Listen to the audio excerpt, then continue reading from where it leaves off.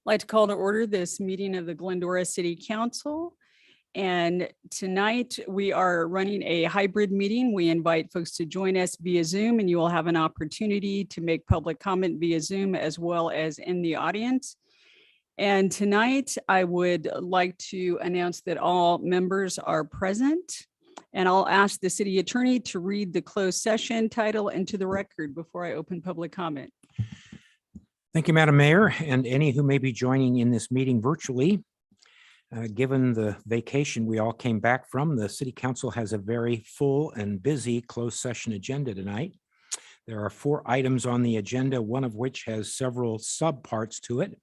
They are as follows. The City Council will meet in closed session pursuant to Government Code Section 54957 to discuss the process utilized to conduct the performance evaluation of the positions of city manager and city attorney.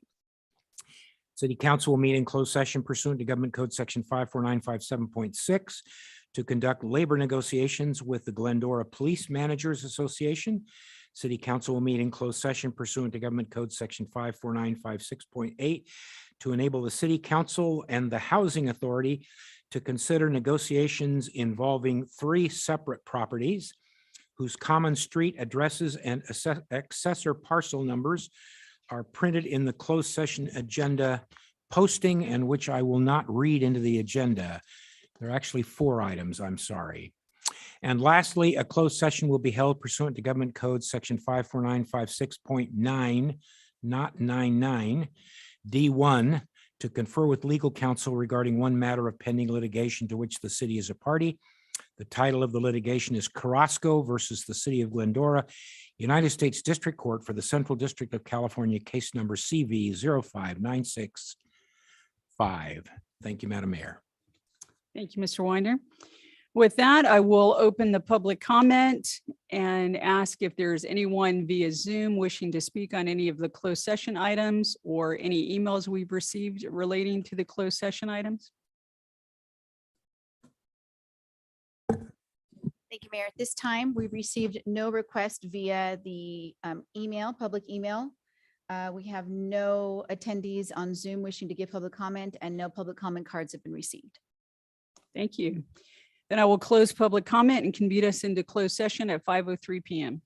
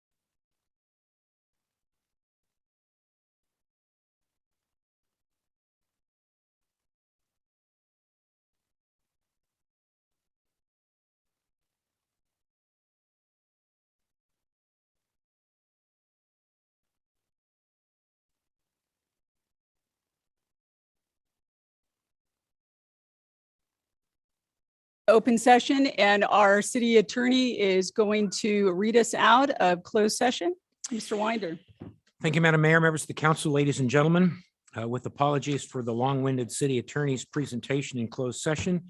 There were a number of items discussed in closed session as follows. The city council pursuant to Government Code Section 54957 met and conferred and interviewed two potential candidates to assist the city council in conducting the annual performance evaluation for the position of city manager and city attorney, and directed staff to enter into negotiations with Peter, Barron, and Stark companies to conduct a 360 evaluation for the position of city manager. With respect to labor negotiations, the city council met in closed session pursuant to Government Code Section 54957.6 regarding labor negotiations with the Glendora Police Managers Association. And the city council unanimously approved the negotiating recommendation of the city manager and his staff.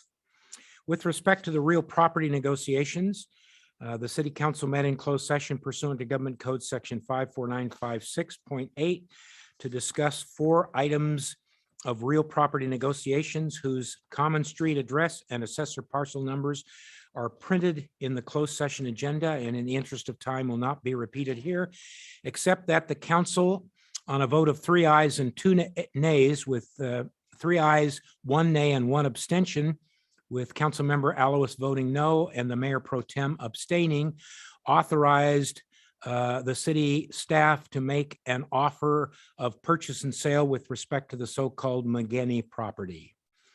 Lastly, the city council met in closed session pursuant to Government Code Section 54956.9D1 to confer with the city attorney's office regarding one matter of pending litigation, Carrasco versus the city of Glendora.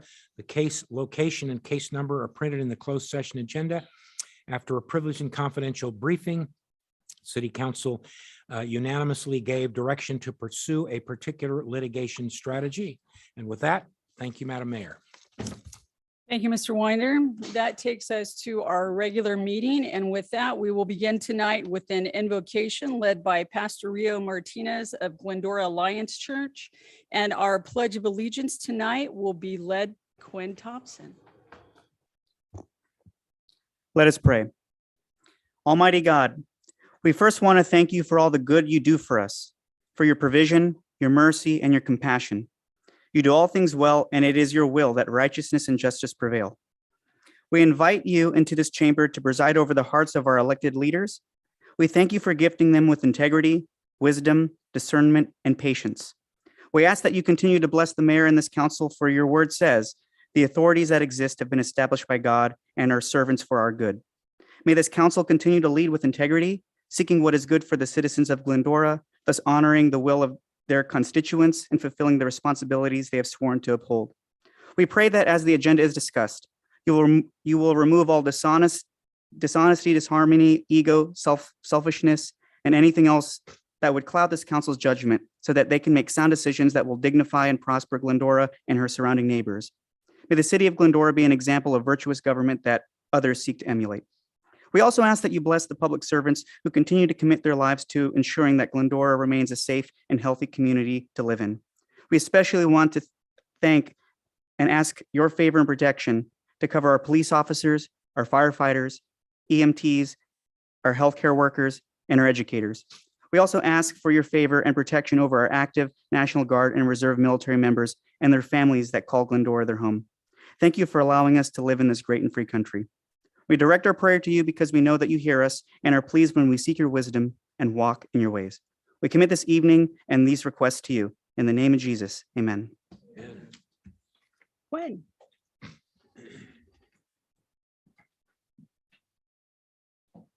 Please repeat after me.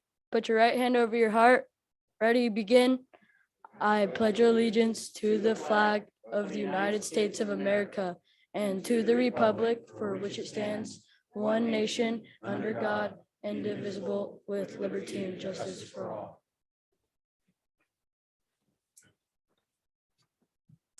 Thank you, Pastor Martinez, and thank you, Quinn.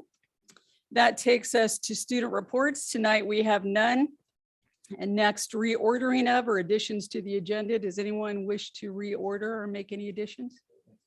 Okay. That takes us then to public comment. Tonight, you'll have the opportunity to make public comment here in the chambers by filling out a public comment card or via Zoom by using the raise hand option. I will call on Tony Coyle. Am I saying that right? Come on up. Thank you, Mayor, and good evening, City Council. My name is Tony Coyle, and I live here in Glendora, California. And I've come before you today to discuss the safety measures at the intersection of Grand and Foothill. The reason why I bring this up is because I've seen it where the fire department has had a hard time trying to get through that intersection. The reason why I bring this up is because when they're responding to an emergency, every second counts. And how are they going to transport somebody to Foothill Presbyterian if the intersection's blocked off? Like, this is, to be honest with everyone here, and with all due respect, this is not okay with me, because our firefighters do a lot for our city. And it's time we do something nice for them. And the reason why I'm saying this is because what if there's a child drowning in a swimming pool at a home on, say, the south side of Grand Avenue? Then by the time the fire department gets there, that child could be dead within minutes. This is why I honestly think that we need to do something the right way instead of the wrong way. If we're going to get this project done, then we have to do it the smart way. And in conclusion, this is why I have respect for firefighters and other first responders, because they do a lot for our community, and it's time that we have to do something nice for them. And thank you for your time. Thank you. Next, Mr. Dennis Willett.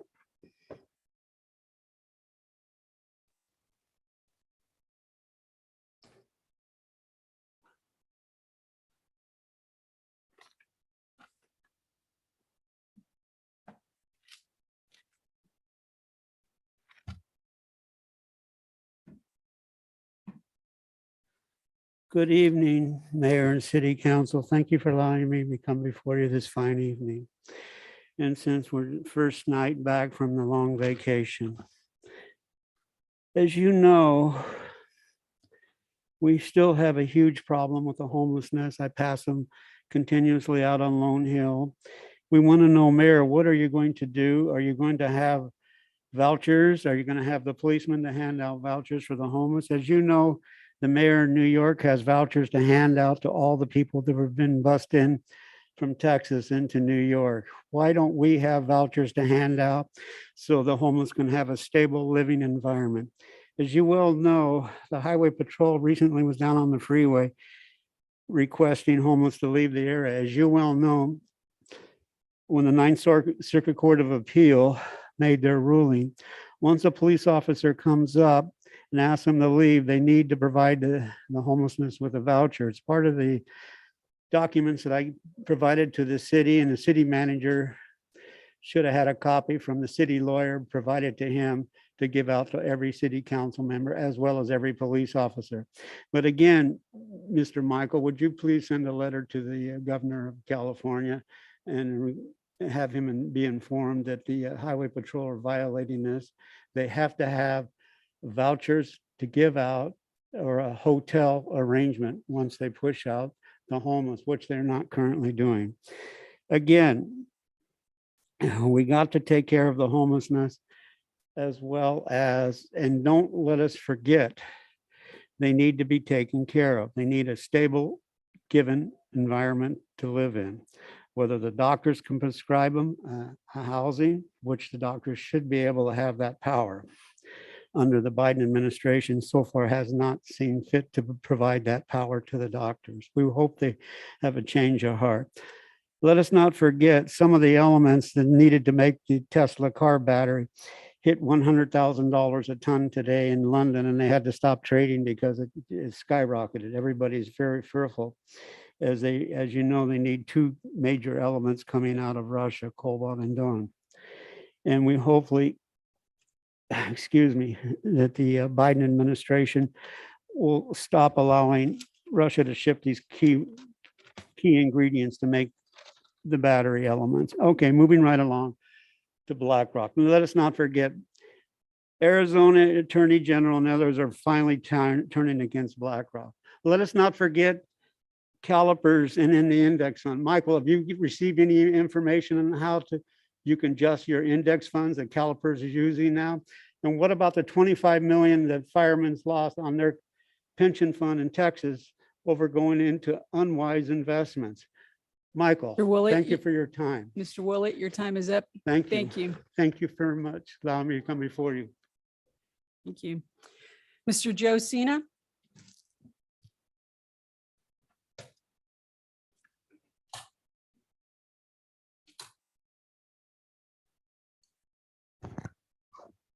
Good evening, Mayor Davis, City Council members, and the audience here today. My name is Joe. I'm the President and CEO of the Glendora Chamber of Commerce.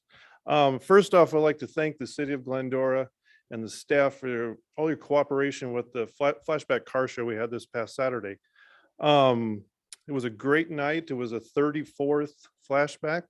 It was a great night, great crowd. People were in a great mood. I mean, it was no radio silence most of the night, so it was really nice. Also, thank you to Mayor Davis, Councilmember Friedendahl for assisting us in passing out the awards. That's a lot of fun. That's a fun part of it. Also, I look forward to your discussion on item 21, the agreement with Athens. We all know when the state passed SB 1383, it forced change to our trash service and recycling. Forced, you kind of underline that.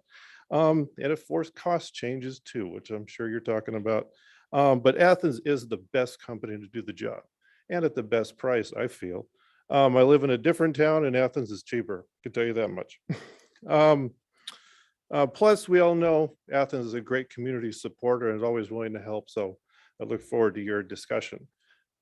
Finally, backing up to item 19 regards the expansion of the Glendora Village Business Improvement District. I look forward to the discussion with that. And I wanted to let you know, I think it's a bad idea, to be honest.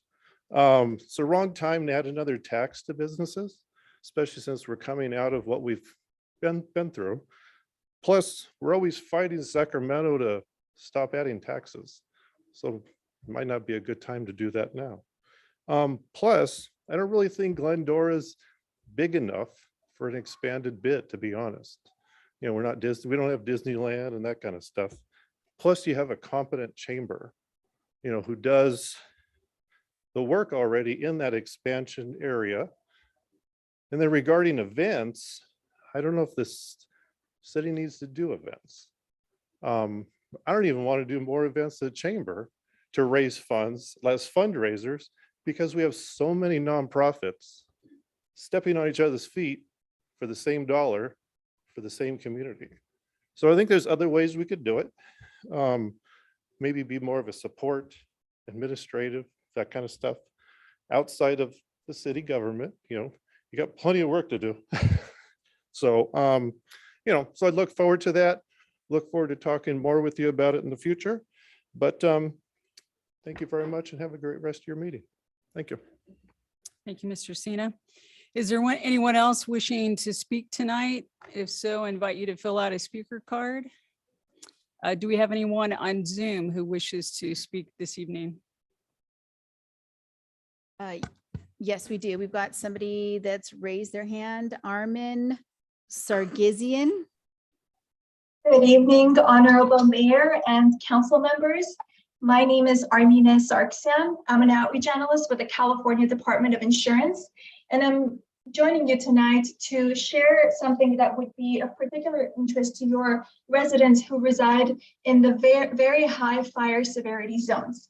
The Department of Insurance and state emergency and readiness response agencies announced the Safer from Wildfires framework earlier in the year, which provides a list of achievable, effective measures for homes and businesses. The ultimate goal is protecting consumers by reducing wildfire risk scores in their communities and making insurance available and affordable for all Californians. This framework begins with protecting your structure. It means giving homeowners specific action steps to ensure that your roof, walls, vents, windows are all upgraded to be fire safe. Second step is protecting your immediate surroundings, such as your backyard, deck, or outer buildings. And finally, involves the entire community in fire protection. That includes programs like Firewise, which brings neighbors together to protect their homes. You can see the list of the specific actions that you can take on our website, insurance.ca.gov. By making homes and businesses safer, we can bring the risk down and the cost down too. The actions that we announced focus on safety and transparency. Our new regulations will do so in 3 ways. In terms of pricing, the department will require insurance companies to incorporate the Safer from Wildfires framework into their pricing. Secondly, in terms of transparency, consumers will receive their property's wildfire risk score and the reasons for it. The Department of Insurance will have oversight over this. And lastly, it's giving the consumers the right to appeal. So consumers will be able to appeal their risk determination score when they actually do the work to harden their homes. We look forward to having these regulations implemented by January 2023. And thus, I'm joining you tonight to give Glendora residents a prior notice so that if you haven't hardened your homes, this is the time to do so that you can take advantage of it once it comes it becomes implemented. So lastly, I'd like to remind you that the Department of Insurance is here to assist you with any of your insurance related questions. Please don't hesitate to call our hotline, 1-800-927-4357, or visit us on our website, insurance.ca.gov. I thank you for your time. Thank you. Do we have anyone else on Zoom wishing to speak tonight? Yes, if you'd like to make a comment on Zoom and you're participating, and you can use the raised hand icon. I see that no one's raised their hand at this point to provide public comment. I do want to mention that we received 3 correspondences before 4 o'clock today that were incorporated into the agenda packet and made available to the public on the website. And we did receive 3 additional emails after 4 o'clock that I will read now. Okay, thank you. The first will be from Jerry and Jim Roy. Dear City, we support the change to a 3-barrel trash system. We believe our city and Athens partnership is good and we have confidence in it. This is good for our city and our environment. Also, this is safer for Athens employees who have been picking up our trash for years. Sincerely, Jim and Jerry Roy. The next person will be, sorry, there was only 2 that were received after 4. The next person will be Helen Donfrio. To whom it may concern, Glendora, like many other cities, must now comply with state laws requiring us all to recycle our organic material. I have been doing this for the last few months on my own. I separate my kitchen organic material and dispose of it with my green waste. I realize the changes that are upon us are not as convenient as we are accustomed to. However, I have confidence in Athens Disposal. They have done a great job for our community for years. We have been spoiled being able to toss all manner of trash out, any amount and any size. I am aware we pay a bit more for that privilege than other cities. It is now time to move into the future. Automation is here. Change can be a good thing, especially if it helps future generations. H. Donfrio. Thank you. All right, with that, I will close the public comment time and bring it back to council members for comments and reports. Councilmember Thompson. Madam Mayor, thank you. Okay, I have microphones on. Welcome. It's great to have each of you here, and it's great to be back. We've been out for 6 weeks, I think, so it's good to be back. I just want to make a couple of short points. I'm on the Goal Line board, and a speaker raised the point of fire and the ability for them to get through the Grand Foothill. It should be said that we had extensive talks with them, and I believe we have made the appropriate plans to allow them to get around that and through it. And our city manager can opine more, but I believe that they are feeling very, very good about what those routes are. Naturally, it is a mess. We all know that, but there's some good news that it's going to be done 4 months prior to when we thought that it would be done. So a little bit of pain now will yield a lot of gain in a bit. But Adam, do you want to add anything more to, that? I just don't want the public to think that it was just done without any sort of consulting with them, because we support them. Yeah, appreciate the opportunity, Councilman. Not only LA County Fire, but the hospital, our own police department, our public works, meeting with the school district to ensure the kids have a safe passage through that area as well. We've added a crossing guard, for example, there. So those plans are submitted through multiple parties and all reviewed to ensure that there's no negative safety impacts. Thank you. Good, thank you. Two other things. Last week, we were here a couple of hours to talk about MOCA, the exchange that we have had now for 30 plus years. The mayor did an excellent job of being able to guide that, and the schools are also here. And it's my hope that we can reignite that. I was lucky enough to go once, and it was a time that changed my entire life.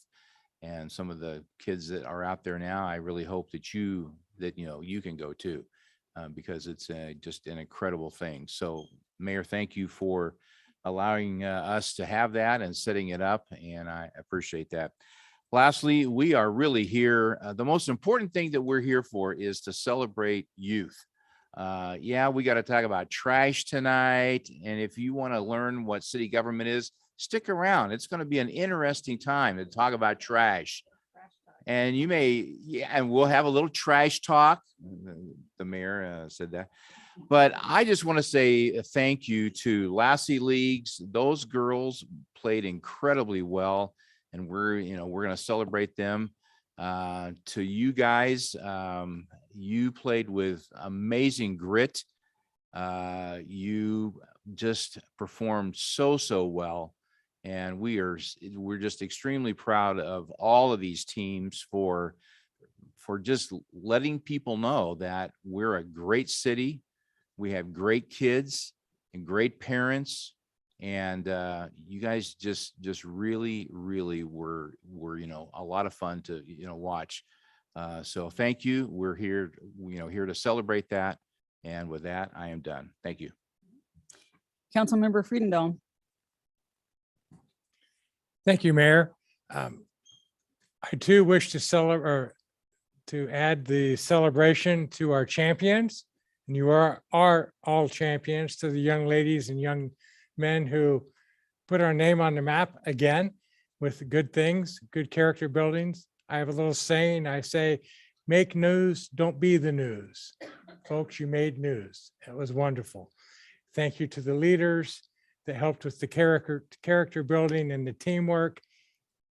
Yes, it's about winning, but it's not just winning. And I think all the winners are here tonight. So congratulations.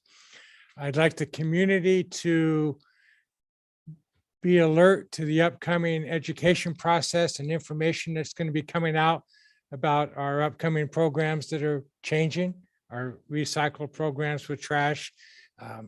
Neat things, new things to learn, new ways to do it. Not bad. I'll bet our champions in the room can show us how. So look forward to that. And with that, thank you, Madam Mayor. Thank you. Councilmember Eloise. Thank you, Mayor. Glendora has always been known for an outstanding city council, and now we've gotten trumped by the Little League. So we're going to have to live up to that, being second place. But with that being said, Adam, can you brief everyone on what we've been doing with the homeless and what we are Sure. planning to do? I'm gonna invite all these kids back every day. The council's never been nicer up here on the dais, the staff especially. So We're always I nice. see some of my son's friends out there in the audience. So Councilman, to your point, we've more recently seen homelessness in and along our freeway corridors. I think it's important for the public to understand the city does not control those areas under Caltrans. And so as was indicated earlier, there's a court ruling that talks about services that must be offered. I can assure each and every one of you that when the highway patrol comes in with Caltrans, they work with city staff, our public works staff, and our police department to ensure that services were offered to all those individuals prior to them being moved. City recently signed a contract which allows us 8 emergency shelter beds from a firm named LA CADA. So far that we've provided services to, I think, more than 25 individuals since the pandemic. We've housed more than 85 individuals through hotel rooms that number close to 1,000 now, if not a little over total. John and his staff do a tremendous job on that front. We have a website that talks about all of the provisions and resources that we have.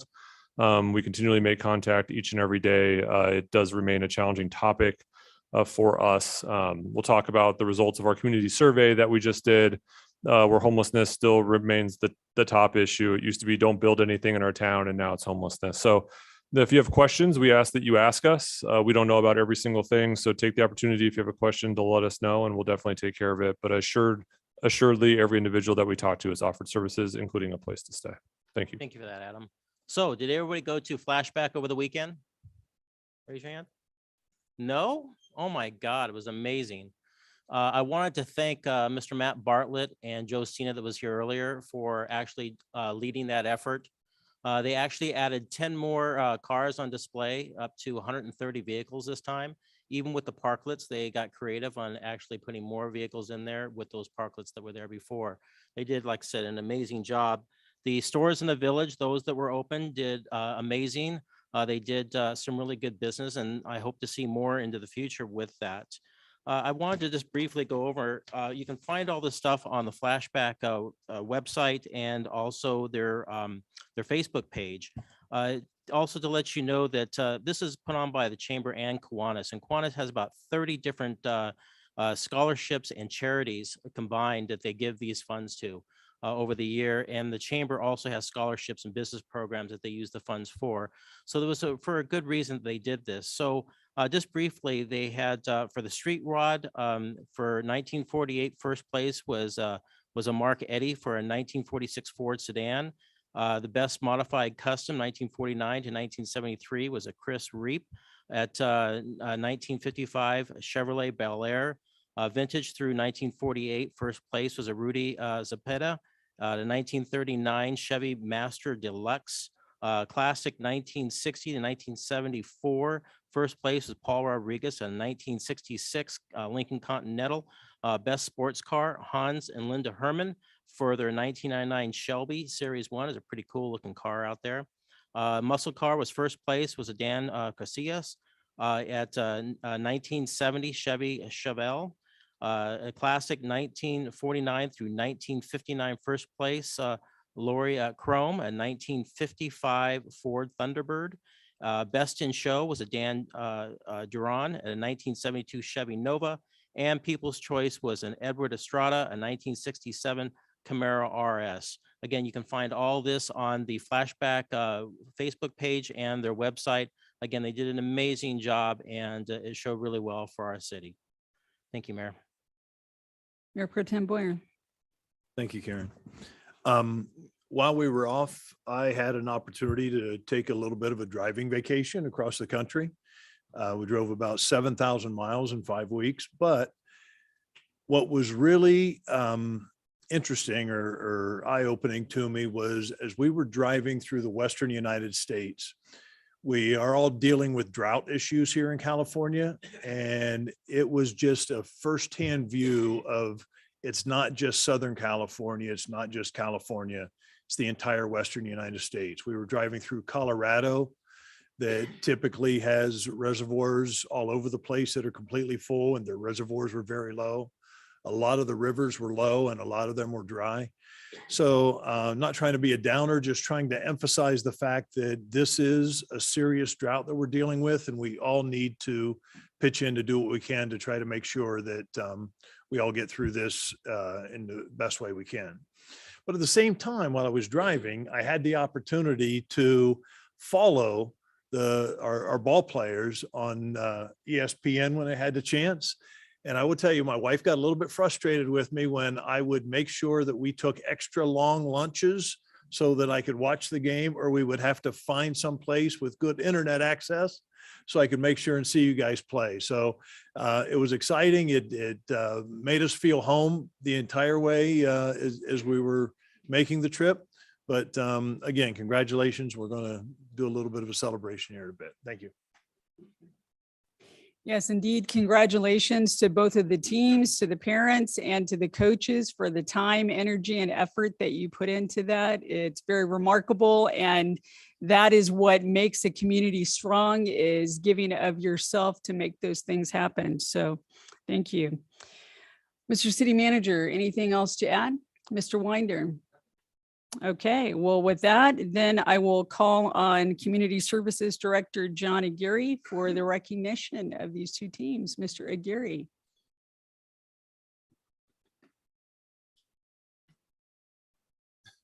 He's going to make an entrance. There he is. Thank you, Madam Mayor and Council. We did have an outstanding summer of baseball and softball here by our kids in the city of Glendora. We had two exceptional teams, one in softball and one in baseball, did on their all-star runs. I'd first like to bring up the 10U Glendora Lassie League All-Stars. They qualified and played in the USA Softball Western Regional Championship in Salem, Oregon. And at this time, I'd like to bring up their coach, Daniel, and then he'll introduce the coaching staff and the players.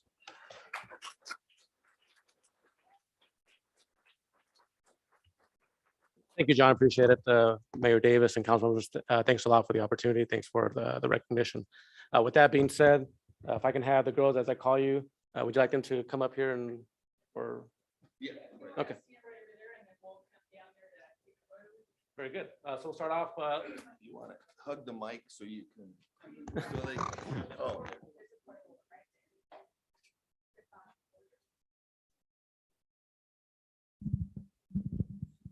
All right.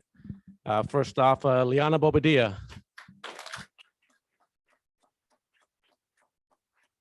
Carol Wang.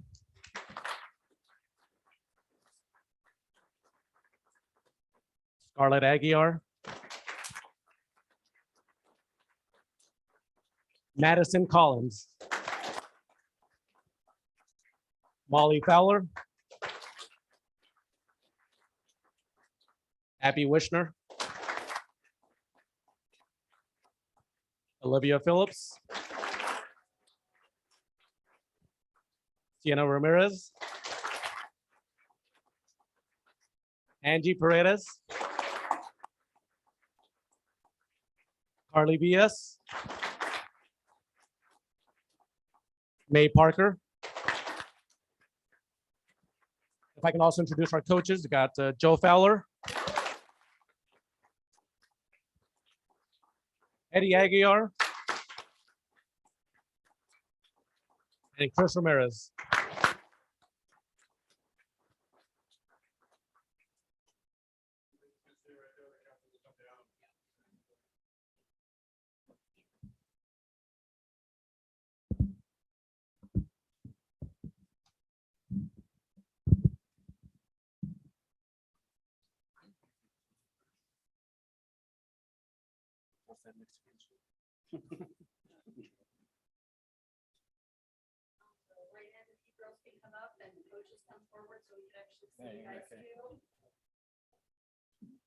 Our coaches will take them.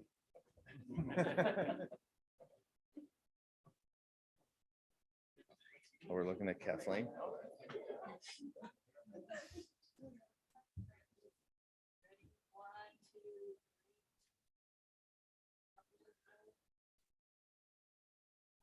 And I'll give everybody else a chance to take pictures.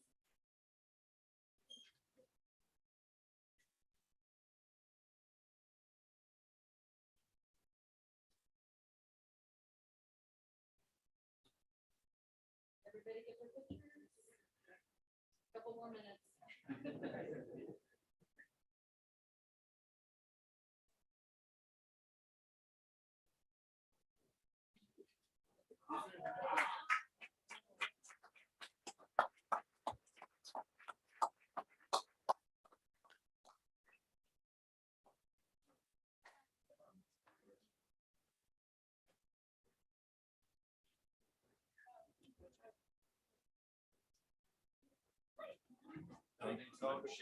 We'll see you at 12.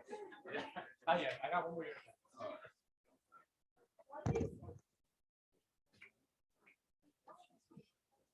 And now at this time, we have our 12-year-old Glendora American Little League All-Star team.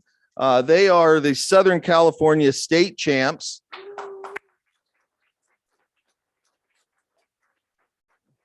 So if we can bring up Coach Randy, and then he'll introduce his coaching staff and players.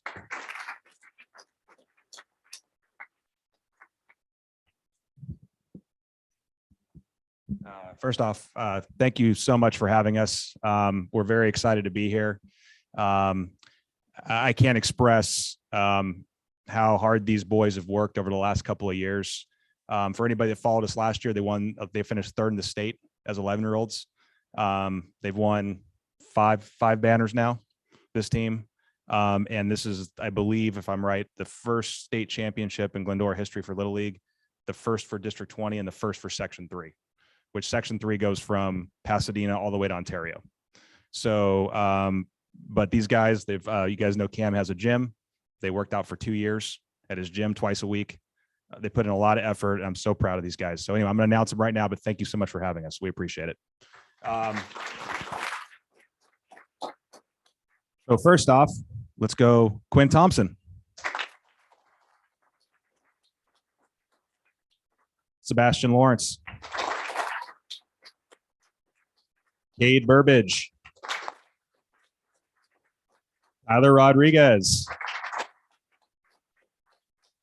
Aiden Galindo. Preston Timchek. Nick Norell.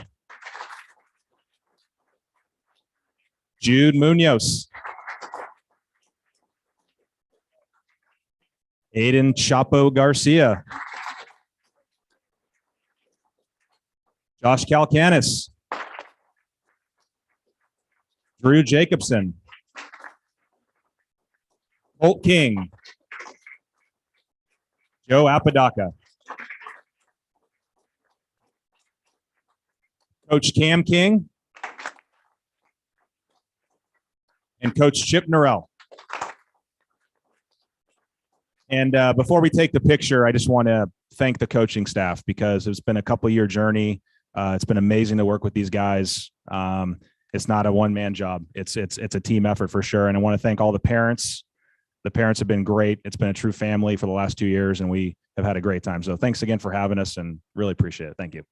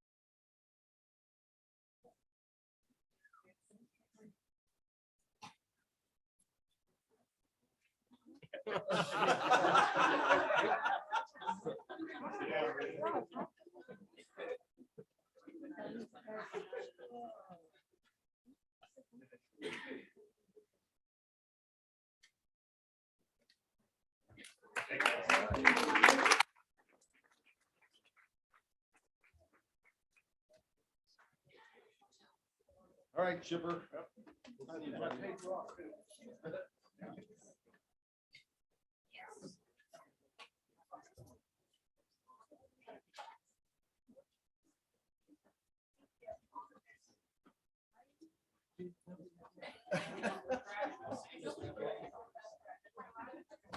Thank you. All right, that takes us to our city manager making a report on our strategic plan, quarterly update for August 2022. Good evening, Mayor and City Council. All right, quick update on our strategic plan. We provide or try to provide quarterly updates. Our current strategic plan was adopted October 2020. It runs through fiscal year 22-23, which is June of 2023. We've had various updates. Those have included March of 21, June of 2021 with the budgetary process, November of 21. Next slide, please. We also provided an update in February 2022. We've provided an update in May as part of our strategic plan update with our budget, and we're here again tonight. Just for quick informational, we have here our plan goals. It's financial stability, enhancing and modernizing the organization, improving and maintaining the city's infrastructure and facilities, implementing strategic economic development, enhancing employee development and retention, and implementing strategic homelessness solutions. Next slide, please. There are 62 objectives and tasks included. These are the breakdown by each of the 6 goals. We'll go in each of these a little more detail later on in the presentation. Next slide, please. The quarterly update as presented to you this evening includes 2 different handouts. The first one is the summary, talks about the percentage done. It lets you know if progress has been made since the last update to the city council, or if it's been completed. It provides funding, if it's partially funded, or if it's fully funded or not funded at all. Also included is an attachment that provides a detailed breakdown in each of the goals and tasks, provides dates and times items went to city council and dates and times items were completed, and also provides for dates when items won't be completed during the initial plan time. Next slide, please. Of the 62 objectives and tasks included, 21 are complete. 30 items showed we made progress. 11 have remained unchanged. Of the 41 incomplete items, 11 are 70% or more completed. 6 items are between 50 and 60% completed, and 13 items have an estimated date that exceeds this plan. Those include a couple of technology projects, GIS, for permitting, ERP, and some updates of zoning for businesses and future growth. Next slide, please. We'll cover a few of the highlights. As council knows, we completed our comprehensive purchasing policy update, which ended in an updated part of our municipal code. Our water rate study is underway. We anticipate the completion by June of 2023. And we will have updates to the water board and city council prior to that. And again, we adopted the second year of our 2-year budget for the year ending 22-23. Next slide, please. In terms of technology, we've established an internal board that looks over all the goals and needs. Included on your agenda this evening is the procurement of supplemental IT services. Also included on your agenda this evening is the potential appointment of city council members, and for our last transition to elections from at-large to individual areas in town. We had a update on our business tax license, and we will be coming back to you before June with additional changes. We recently completed our community survey. That will be before the city council October 11th to share. This is where we take the temperature of the public on a variety of topics, from quality of life to economic development to homelessness and everything in between. And also, we've completed our ERP and planning or permitting software RFPs. We're currently reviewing responses and hope to come before city council in the next 2 months for awarding of those contracts. Next slide, please. Infrastructure. We've had some significant capital improvement plan process enhancements. We've created subpanels. We've updated the plan. We've allocated additional funding for streets, sidewalks, and roads and water projects. From a people movement project, first last mile and urban trail, we've been continuing our advocacy for additional funding, which we've raised several $1 million so far. And as tonight, we'll also have another step in our process to look at possibly bringing back the historic streetlights. We completed an initial assessment. We had some cost estimates, and tonight we'll be asking the city council to appoint people that would benefit from those streetlights to an ad hoc committee to talk about next steps. Next slide, please. From an infrastructure, as we continue, the Gladstone parking lot renovation is almost complete. We're like 95% there.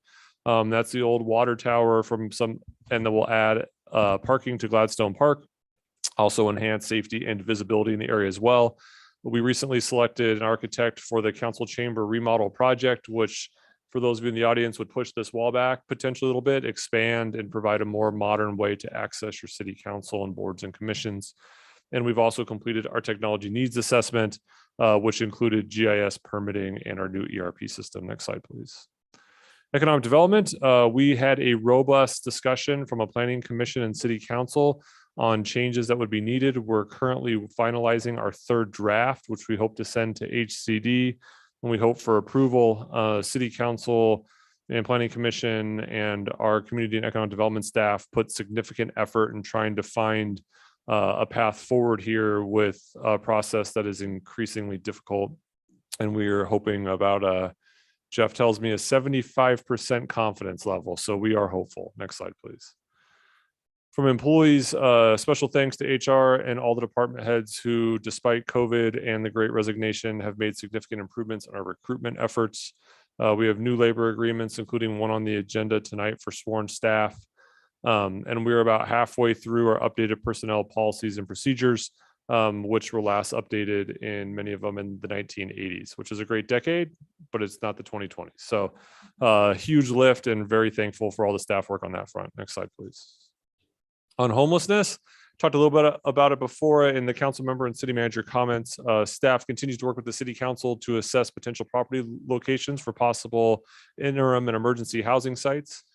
We completed our own point in time count. We expect the next point in time count so we can have some comparative data will be issued by LAHSA in September. We were supposed to have it 2 months ago. They pushed back that data. And staff also participated in the Blue Ribbon Commission on homelessness, which is why I actually think the point in time count is delayed. Enough cities pointed out the errors and how that data was coming back to us. So hopefully the quality is a little bit better. And we also contracted with LA-CADA or LACADA to provide resources and emergency shelter beds. Staff has been incredibly satisfied with those services, and several of our own local agencies and the COG are looking at contracting with them as well, which is great for us because that's more resources in our area. Next slide, please.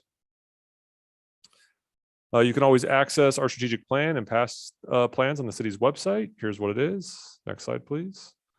And with that, we ask that you receive this report and happy to answer any questions this evening. Thank you very much. Thank you. Does any council have any questions? Okay, very good.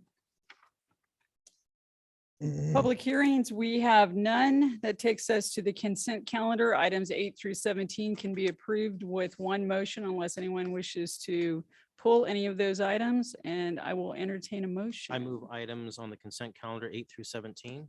Second.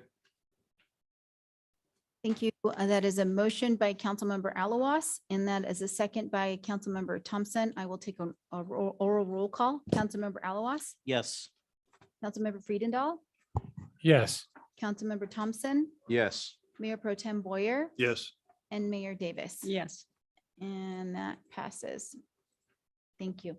thank you. All right, that takes us to member agenda items. Item 18, appoint ad hoc antique streetlight citizens advisory panel members. And tonight to present on that, Public Works Assistant Director, Mr. Sled, welcome. Okay, Karen, if you may, I have to recuse myself from this as I own property that could be affected by the outcome of the decision. So Okay, call me back when you're done. all right. Thank you for having me here tonight. No presentation per se, given what we're doing, but to briefly recap, at the May 10th meeting, you all directed staff to develop a process to engage citizens in a dialogue around renovating the antique streetlights and potentially creating a district. On June 14th, you approved the creation of a panel of up to 11 total members of property owners within the potential district, with the distribution of 1 appointment from the Glendora Historical Society, up to 5 appointments by individual council members, which would be 4 based on recusal, and then the remainder to be appointed from the applications. So we mailed out a letter to, there's 310 parcels that were identified within the boundaries of where the streetlights are. So with 270 unique owners. So Letters were mailed out to those people, notifying them. We received 9 total applications. I believe the council report says 8, but we had another one beyond that. So 9 total applications, which should be in your packets unredacted.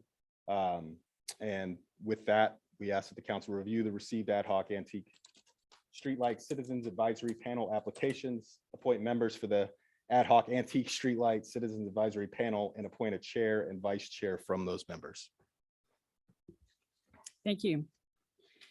Councilmember Friedendahl. Thank you, Mr. Sled.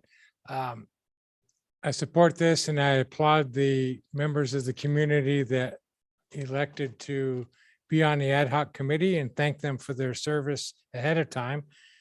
But give them a challenge of, they have a task to go out, educate the population that's involved and come up with a direction that we can work with. And I hope they'll do so. Because it does need to get some solution. And it's a touchy, love them or hate them type environment, but I think there's a good opportunity ahead of us. So I hope they'll embrace this and bring us back a good recommendation. Thank you. Councilmember Alawas. Thank you, Mayor. Thank you for your report. So we do have 9 here, and that's a Yes. nice odd number. I didn't notice the Historic Society. Are they going to be participating? So we did email and I left some messages. We do have a slot put aside for them, but I haven't heard back or been given a name of who will be sitting on the committee. So what we can do if the council so chooses is they can give authority to them to select who that member is and let us know. And we'll be happy to slot that person in whenever they're available, if that's okay with the council. Okay, so I know that Mendel has his 2 cents to put in, but I would move that we accept all 9, and I would like to see Patrick Hollanders as the chair since he has experience with these types of boards. But I'll digress until after Mendel has his 2 cents. 5 cents. Mr. Thompson, give us a quarter. Go for it. Well, inflation as Ah. it is, it's got to be worth at least 25 cents. A $1.50. I'd go $1.50. Maybe even more than that, but I will, at the proper time, I will offer support for the motion that you've posed. And I would echo what David said. This needs to come to a close. And I think we're on a very good pathway to allow for an advisory board to advise. I know that we're still a ways out from getting the final plans and therefore the final bid and therefore the final amount that people will have a chance to vote on. And if they vote to accept, then they will have a additional bill to pay for their lights. And if they vote not to, then it'll stay as status quo. So I think this is an excellent way to, allow people to be engaged and settle what has been going on for a long, long time. So I would certainly support what David said, what Michael has said, the motion that he has, offered, and I would support allowing a slot for the historical group to have. So that's all. And do you need us to designate a vice chair as well? It's up to the council. If the council so chooses, the committee can also pick a vice chair on their own at the meeting. Yeah, I think that would be Sure. fine. So, all right, then go for it. So I move all 9 applications with Patrick Hollanders as the lead or the president or the chairperson, and 1 slot open for the Historic Society. Second. Okay, I'm gonna try to type this out really quick, but it's a move to appoint all 9 members, Correct. 9 applicants rather, and then for chair, appoint chair Patrick Hollanders. Patrick Hollanders. And vice chair? We're That- gonna leave that up to the committee. And and vice chair for committee.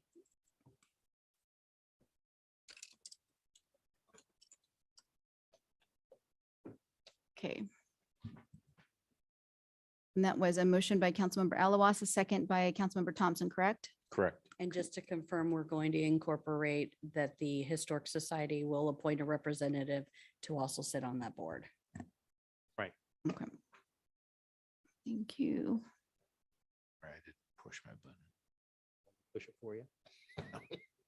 Okay, so I will take a roll call vote. Councilmember Alawas, Yes. Councilmember Friedendahl, Yes. Councilmember Thompson, Yes.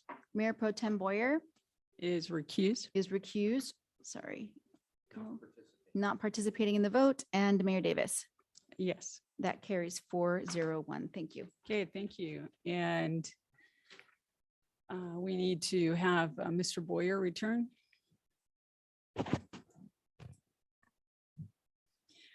All right, we will give him a moment to come back in before we move on to item 19.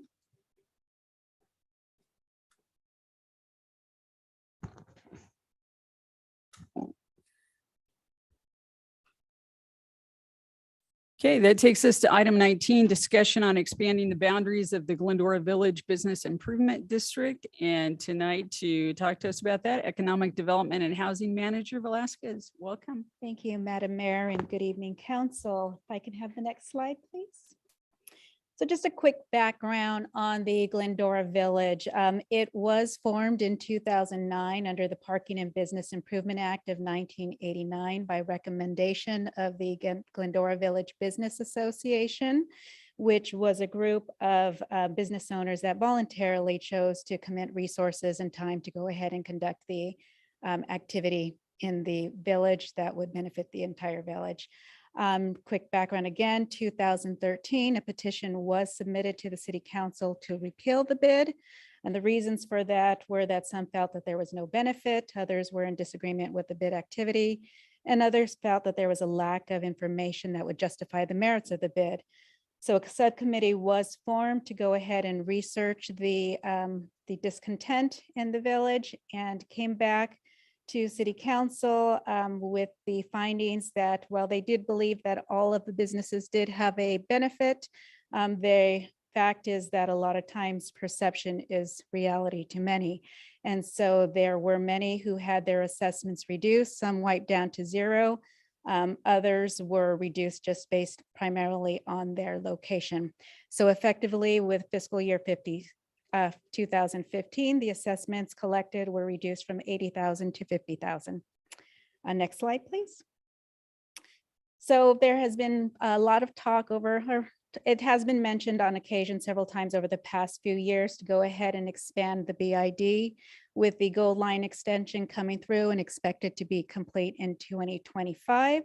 And seeing that stations to the west who were completed in earlier phases have seen economic investment and redevelopment. City does believe that we will see some of that come here to Glendora as well. And so there is now might be the opportune time to take a look at expanding down to the Gold Line Station down to the south, and also with the People Movement Project over to Grand on the west side. Next slide, please. So just to give you an idea of the different types of bids, there are property-based as well as business-based. The property-based is where the assessment is collected on the annual property tax bill. Because it is a real estate tax, it does require Proposition 218, which requires a vote with 2/3 majority property owners agreeing to the assessment. Then there is the business-based, which is the type of BID that the Glendora Village BID is, and that assessment is collected on the business license tax. In this case, there is no vote required, but instead it can be adopted under the absence of a 50% protest vote. Next slide. So this is a look at the current condition or boundaries for the Glendora BID. There are approximately 210 members. As I mentioned, some of them do not pay an assessment. So 124 are paying. The revenue at this time is approximately $53,400. The assessments range from $100 to $600 per year. And that's based on 3 components, whether or not it's a primary or secondary business, the type of business they are, whether it's retail or service or office, and also the location. Next slide. So the revenue not only includes the assessments, but also there's event revenue and interest, miscellaneous income for a total of about $100,000 in their budget. And that provides for their activity and planning programming for the year, which is beautification, marketing, annual events, and they also have other items such as outdoor music. Next slide. So here we see a depiction of the existing boundaries and the potential for expansion down to Grand, as well as down south to the Gold Line around Ada. Next slide. And when we were looking into and doing the research of a potential expansion, we went ahead and requested a list of the businesses from HDL. Currently down south to Ada, there are 34 businesses. They are primarily office and medical. Just to give an idea of what the potential assessment collection might be, I did a low range, which would be just a minimal 200 per business or 100 if it was a secondary business. And then the current methodology, assessment methodology, which would come to about 15,300. Similarly, expanding west to Grand, there are 82 businesses. There's more diversity in the type there with office, service, restaurant, and retail. And again, using the same methodology for lows and highs, that's between 15,700 and roughly 39,000. So the total additional revenue potential with those two expansions is between 22,000 and 54,000. Next slide. So with regard to the assessments, I gave a range, but there's no magic formula. There's no minimum or maximum for the assessments. It's basically an amount that the businesses or property owners would be comfortable paying. And of course, it should be in reason comparable to the benefits that are provided. An acceptable use of funds includes capital improvements, whether it's street lighting, decorative paving, benches, public facilities, and promotional activities such as events and marketing. And if this was a decision that council wants to pursue, there's probably an assessment methodology that we would want to conduct to determine that the assessments are proportional to the benefits received. And that would probably be not only with the areas that we'd expand to, but also to the existing BID, including those that had their assessments reduced or removed, and take a look at whether or not it may be beneficial to make a change to those. Next slide, please. This is taking a look at a few different BIDs just to give some variety and see what others are doing. There is a mix of business BIDs as well as property-based BIDs here. The annual budget is going to include not only their assessments collected, but additional revenue. For example, Pomona has a pretty large budget. They actually perform services for the city. They sweep their parking lots and do some maintenance with the staff that they have for their BID. And you'll see that some are city supported while other larger BIDs have their own staff. Next slide. So while we see that there are a lot of similar programs among the different BIDs, they all usually contain beautification, marketing, promotions, and event activity. There's also differences among them. A larger bid is going to correlate to a larger budget, in which case many times that's going to provide for additional benefits, but also for sometimes dedicated staff. In addition, we see that there are differences with the operation of some of the larger BIDs, where the Glendora Village BID is an advisory board to the council under our Glendora Municipal Code, and the board members are appointed by the city council. Other boards have their board members selected internally through their bylaws. In addition, the BID meetings are primarily conducted with city oversight here in our BID, whereas others are prepared independent of the city without too much oversight, but typically a bit city liaison will attend the meetings just to keep in track with what's going on. Next slide. So the next steps will be for city council to go ahead and opine on what they would like to do. I think it's going to be critical to find out if the existing BID wants to expand, as well as whether or not the areas in the expansion area also want to participate in expansion. Find out what types of activities and programming that they find would be beneficial in order to pay an additional assessment, and then do an analysis on what that assessment might be. And do an assessment methodology on that. And I will also say that some of the other BIDs had different zones. So if there's an area like the primary original BID, those areas may be higher than the expanded areas. Next slide. So at this point, we are asking council for direction on the possible expansion of the Glendora Village Business Improvement District. Thank you. Councilmember Thompson. Madam Mayor, thank you. There's a lot to say here, and I'm going to try to be brief. But, you know, we are at a critical point.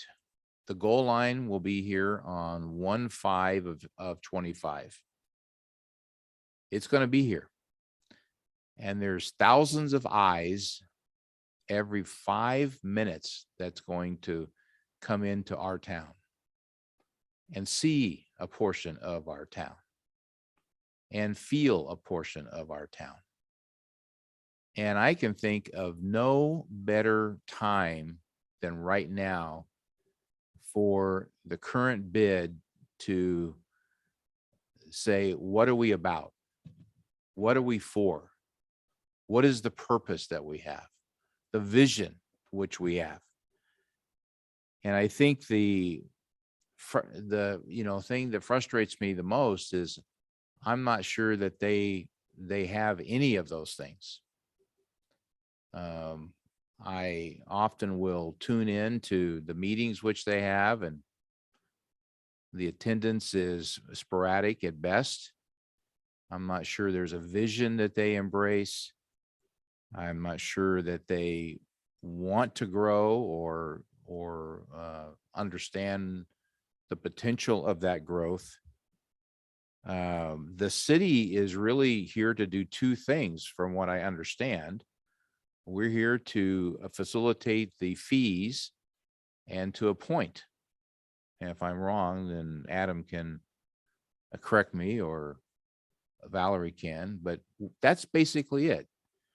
But right now, it seems as though the city is not only doing that, but literally running the entire bid. And I'm not sure that that's good. So my hope, my takeaway, my ask is that the bid take a hard look and figure out what they're about. Do they want to exist, and in what form? I've just painted a picture that in 2 years, there's thousands of people that are going to know that we're here, and there's a chance to build out the area, and there will be a chance to build out this area to facilitate a lot of growth. So what do they want to be? I guess an option could be to have no bid. Another thought would be to somehow blend the chamber and that bid purpose. The chamber does an excellent job of facilitating all of the member growth and responses to all of the business things that the state and the county and even the city will facilitate at times and mandate. And maybe it's time to reinvent the entire bid and have a combo bid. I don't know if that's a legal term, Bill, but I've just made it a legal term, I guess. But at some point, the bid has got to grow up.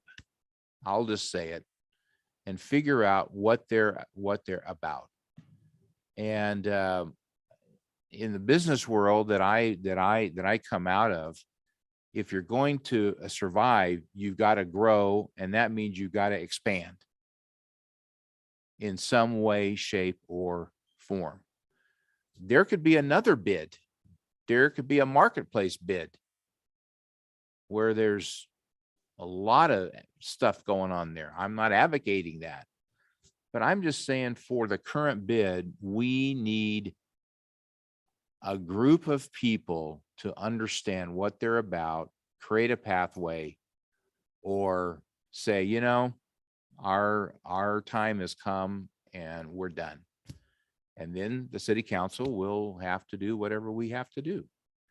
So I would hope, my hope is that there's vision, there's growth, there's purpose, there's a meaningful experience given by our bid board, and good things can occur. But if not, then we need to look at some other things. So with that, I'm done. Councilmember Friedendahl. Thank you, Mayor. and Thank you, Valerie. Sorry, Mendel, but I echo many of those thoughts. I think that the city is spending too much time driving the bid. I would hope that the bid members would engage more. There's a small handful willing to serve on the bid board, and some of them make an admirable effort to do so and promote their business. But I think we need a broader picture and a broader spectrum from that group and from the participants. We need to encourage them to do so. I'm not a private business person. I can only imagine the costs. The city manager will attest to my sticker shock every day at everything. So it's nuts. So I can appreciate the thought of adding an expense to them. But I also think if I'm looking at ways to improve my business, I would have to lean on the successes of my neighbors and say, hey, what are you doing? Well, let's make a collaborative effort of it. I think if I was a business in town, I would be a member of the Chamber of Commerce, just for the networking and the exposure. There's a persuasive argument about that tonight and great success of what they do. To lean on that, to capitalize on the group and my network of fellow business folks, to say, how can we, as a bid and a collaborative effort, work with the chamber and become stronger? Maybe it's one organization, maybe it's two. That's up to them. But if they're going to grow their footprint, there's value to that. But if I were on Grand, on Foothill going to Grand, I'd want to have a demonstrated benefit or some plan shared to me before I paid that expense. So there's a sales job necessary by the bid, not by the city, but by the bid to make that expansion. I think that's valuable. And gee, are they members of the chamber? Because the chamber can offer them great networking and great spotlight. We, the city, have spent the last couple of years working hard. In the last year, Labor Day will be a year since the village parklets, as we see them, have been open. Okay, we're still struggling to close the deal on what we signed on for and we thought we got then. And the businesses are struggling to adhere to what they agreed to. That's a struggle. And I don't know that the bid is helping us achieve that. But I don't hear the businesses coming back asking for adjustments or modifications of those, which is receptive, could do so. We don't know. So, okay, I'm the bad guy because I keep driving that point home of finish the deal. Tell us what you want. I tell you what I want, but I'm not hearing what they want. I think the bid has to take ownership of that and become the face and lean on us for support, but not carry us, for us to carry them. So I hope they'll do that. And if they want to expand, pick your own members, manage yourselves, be that board and come back to us for the legality of what the charter says needs to happen, but own it. Thank you. Councilmember Alawasi. Thank you, Mayor. Wow, both David and Mendel made me speechless almost. I could have given both of those speeches. Valerie, thank you very much for your presentation, and thank you for all the hard work that you do supporting the bid. As everyone knows, have not been a proponent of the bid for many years for the exact reasons that we're talking about this evening. Valerie, how much time roughly do you and Jeff spend managing the bid, roughly? I know it varies, but It varies. I mean, when the events come along, there's a little bit more time, but otherwise, for the most part, I would say it's maybe 4 to 5 hours a month if there's nothing going on. So it's not terribly much. And also south of Foothill, they're part of the bid, but they're not assessed. So they have no vote, no weighted vote in anything that happens. That is correct. That when it comes to the protest vote, they would not count because it's based on the weight of what their assessment is. And the main reason originally for the bid was just to market the bid, to market the businesses that are within the bid. I believe that was the main focus in the street ordinance that came out of Sacramento that we adopted.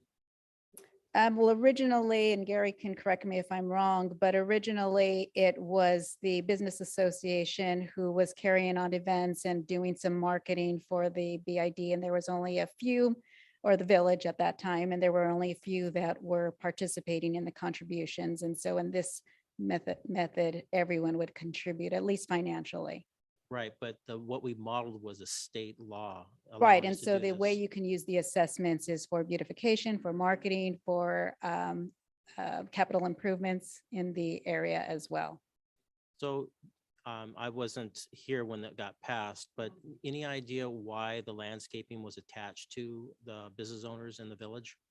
The cost for that? It's not attached. They make a have to pay for they it. make a contribution, but to my understanding, it's only a very small percentage of what the overall cost What is. is. Yes, they just make a small contribution to the overall cost. So if something were to happen to it, we may have to pick that back up.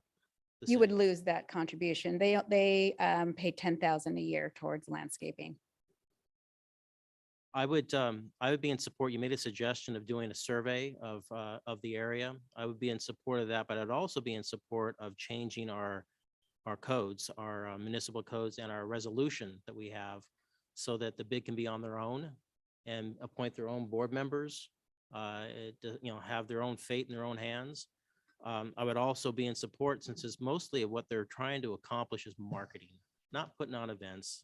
That can be done by other charitable organizations, other folks, and just have someone facilitate that process. Having a bid just to put parties on is not my idea of success. My idea of success is marketing the village correctly, if that's what they want to do. And as was mentioned by Mendel earlier, we already have the chamber that does a lot of that, and to somehow expand that.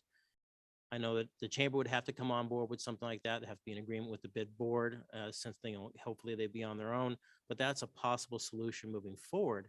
But I think all this has to start with a survey and also cutting the apron strings, as it were, for them to be on their own. And all we do is implement the Prop 218 of the collection of funds, and I guess the yearly thing, because we have to do that by statute, do we not?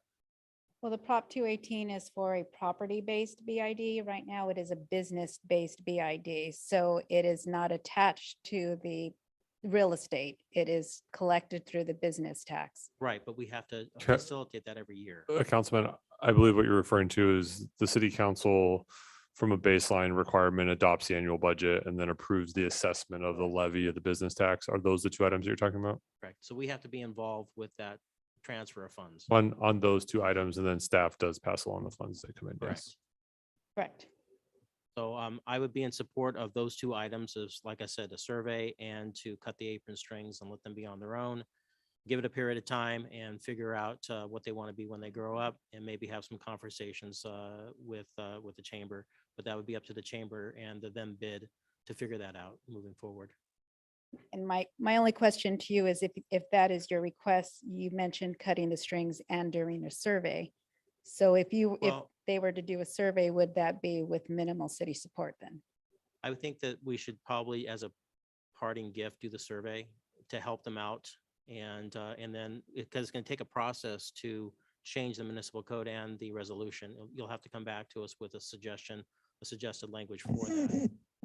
And I don't know how long it would take to do a survey as suggested in the staff report. Thank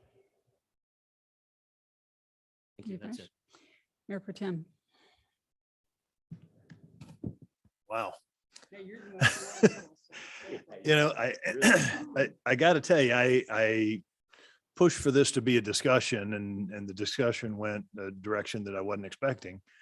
I will use an example on a regular basis of most people don't understand what a small business person is dealing with until you have $18 in your bank account and it's Tuesday and you've got a $5,000 payroll due on Friday, and you got to figure out how to make that happen.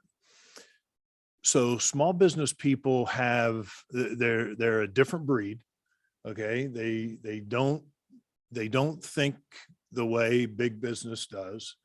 They don't have the same ability to hire consultants and, bring professionals in for advice and that type of thing. And that's where places like the Chamber and Joe does a great job, which is why every small business person in this city should be a member of the Chamber. But my reason for wanting to have this discussion is not so much to give direction as it is to, I was involved when the bid was initially created, and it was a lot of work. And I will share with you that I would say there was probably 6 or 8 meetings of the Village Business Association to where we were told that we're still working on the bid. We're still working on the Business Improvement District. At one point, I finally went to the president at that time and I said, all we get every month is we're still working on it. I go, who's working on it and what are we doing? She goes, nobody's working on it and nobody really knows what to do. And that's where it started. And so my hope from this board is that we lend a hand to these businesses with the idea of this is not rocket science. It's not as difficult as it seems. It's extremely difficult when you're working 7 days a week and you're short of employees and your rents and your utilities and everything are constantly going up and sales are struggling. So that's what makes it difficult. And so what I was hoping that we would be able to do would be not so much to give direction to the small businesses in the village area, but to lend a hand and say, okay, guys, what can we do to help? And if expanding the Business Improvement District is necessary because they hold events, and Joe said it well, business people should not be running events. Okay, what we should be doing is offering a venue for the Rotary and the Kiwanis and the Women's Club to run events in the village. And we should have the venue. And then as business people, we would take advantage of the people that they bring down to the village.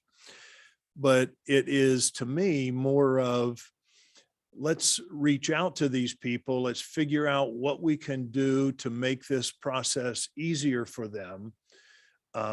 Try to get an understanding of what is needed and what a business improvement district really should be doing, because what we do is great, but it's not really the purpose of the business improvement district, the way it was founded, the way, like you mentioned, Michael, it was, we went to basically funding the same events that we had always done.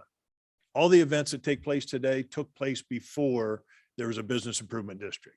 It's just now, instead of 2 or 3 or 4 business owners paying for it, everybody is chipping in to pay for, the events. So, I think it's a little bit of education. It's a little bit of making sure that they understand that we've got their back to help do what is necessary to help with their individual businesses and to help with the expansion of the shopping area and the village area, to help to recruit new businesses, to help with the beautification, to help with the marketing. Not necessarily, we don't want to be involved in managing and the day-to-day stuff like Valerie does a lot of right now. We want to be there to help make this process easier for people that are working their tails off right now, just trying to keep their heads above water. So that was what I was hoping would come out of this, that we would be looking at that direction, not necessarily making decisions and giving direction. I don't think it's our job to say the bid should be expanded or should go away. I think that what we need to do is we need to make sure that the business owners know that we're here to help them should they decide that they want to expand the business improvement district, or should they want to expand and pay more in assessments. You know, Joe and I are very good friends and agree on a lot of things, but I disagree on your, description of this being a tax, even though it is a tax. But in reality, Don't the use value that T you get, word. the value that you get out of the business improvement district, if you take advantage of everything, is a lot more than the money that you're spending into it. So I was looking for a different direction than what I heard.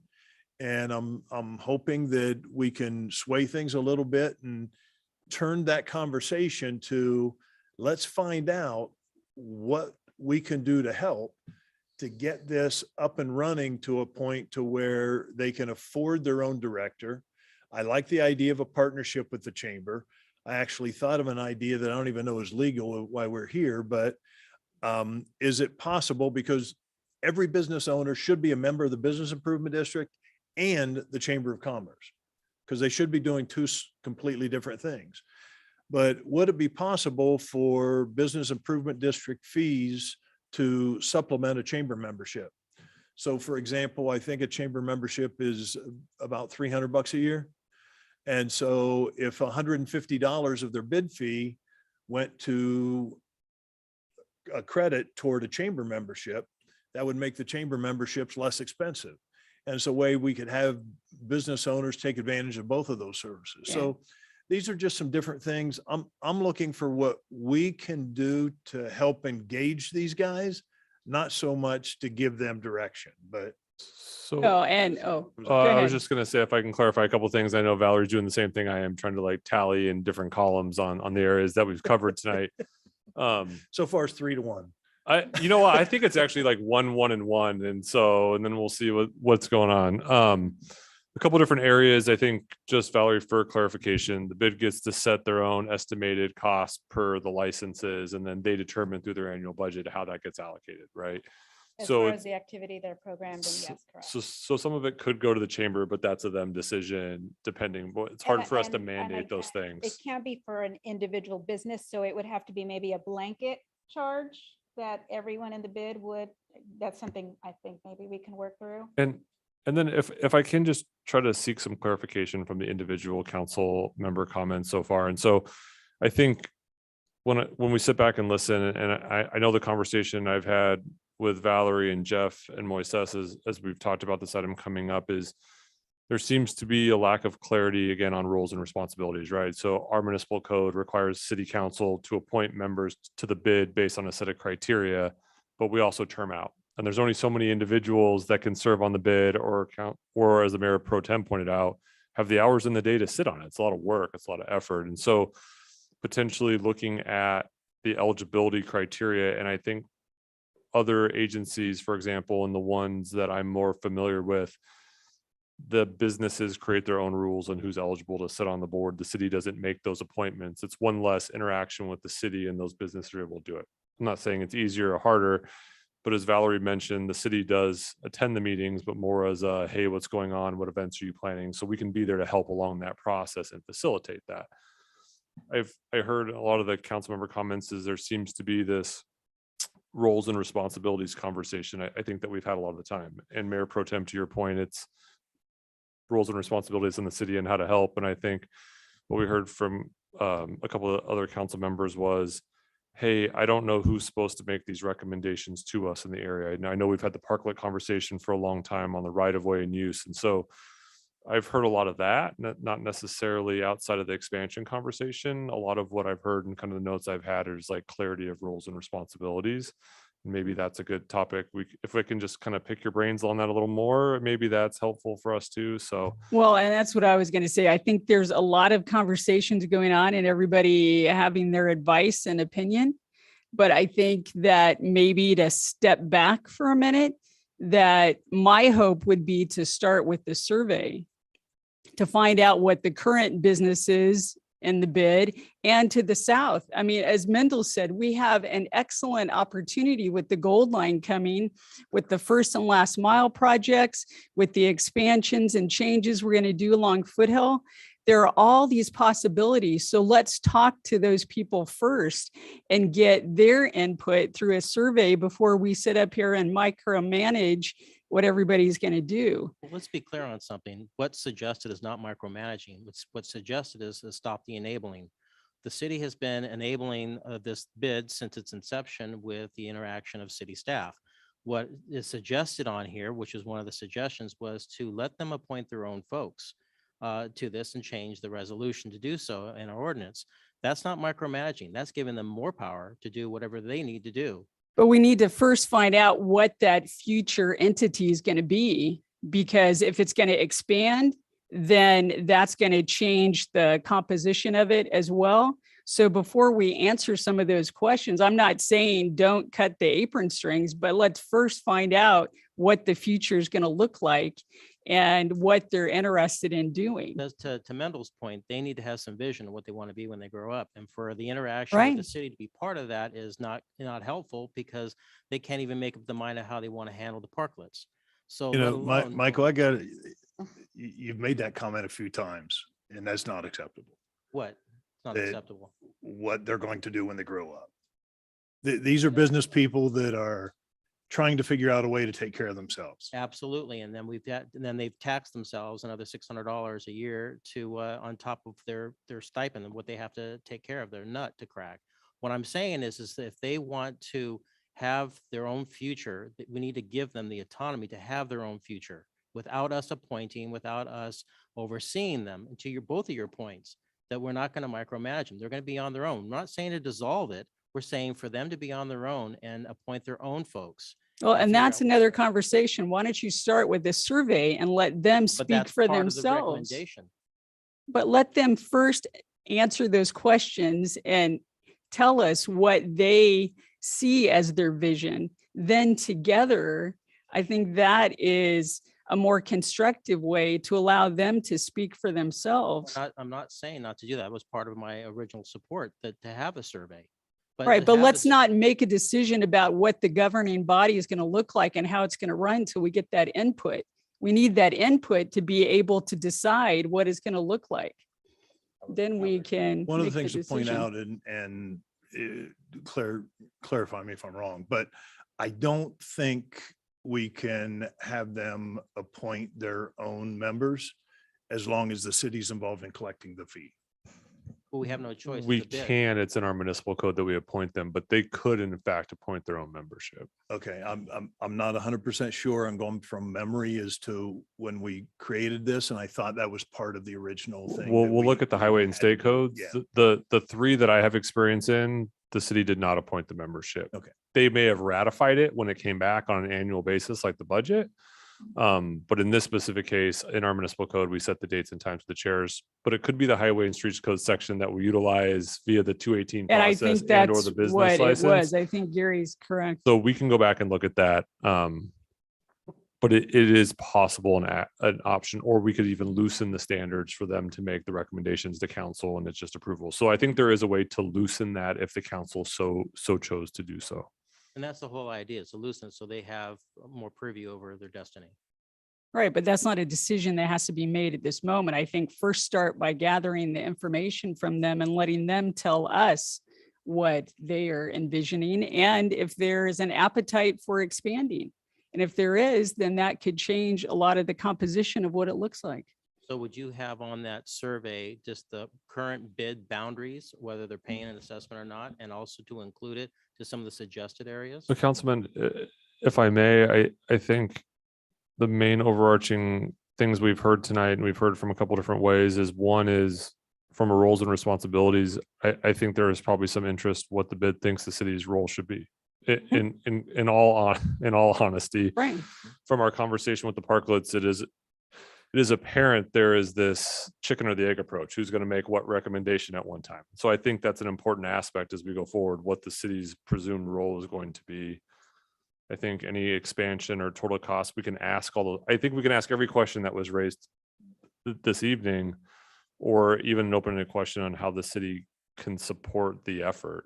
I will mention that my previous agency in Riverside made a contribution that up to, I mean, those were some large bids. There were 3 of them, one in the auto center, one in an area smaller than the marketplace, and one in the downtown. And the city made an annual contribution match between $50,000 and $100,000 on amounts raised. They said if they're willing to tax themselves, the city will match that contribution up to a dollar amount. So those dollars went further. So I think there are avenues in which to look at that we can help out. I think the conversation tonight and talking with Valerie is to be drafted so that we could have as wide ranging conversation, because honestly, staff is at some loss too, as the direction of the council on how you want us to proceed with the bid as well. So survey would be a great first step from a staff perspective. Valerie, you deal mostly with the bid. Do you think a survey would be a great first step out the gate? I do think it would be a great step. It will, take some time to go out and reach out to them. They're not always, as Gary mentioned, they're all very busy. So emails sometimes go to the wayside. It's going to take probably some foot traffic to get a response out of a lot of them. I would like to see that survey though also include a suggested expansion of the bid, because is if they do this through a Prop 218, it's a protest vote, and they can get drawn into it whether they want it or not. I think the survey should include not only current bid members, but the areas that we're talking about. That's what I just mentioned. No, and that's what I was saying as well. Madam Mayor, Yes, sir. would you entertain a motion to formalize initiation of a survey funded by the city and collaborated with the bid board and with city staff? And to the extent that we've seen to the proposed expanded area, would you want a motion to that effect, or Adam, are you comfortable with what you're hearing? Excuse me, I think that's plenty of direction for us to come back with a Yes, I survey. will second your motion. Elvia has Thank you. no idea what I. Yeah, no, I just think I said, understand. and So it's asked me to- to repeat it. So to direct staff to move forward with city-funded survey of the Glendora Business Improvement District members and possible potential expansion business area, and report back. Friendly amendment, we need to answer Gary's question, if we can bifurcate the appointment. When we come back to city council with the update, we'd be happy to provide all those ancillary details as well. Thank you. And I would, I don't want to bury staff. So my thought would be if North Star can do a mini sort of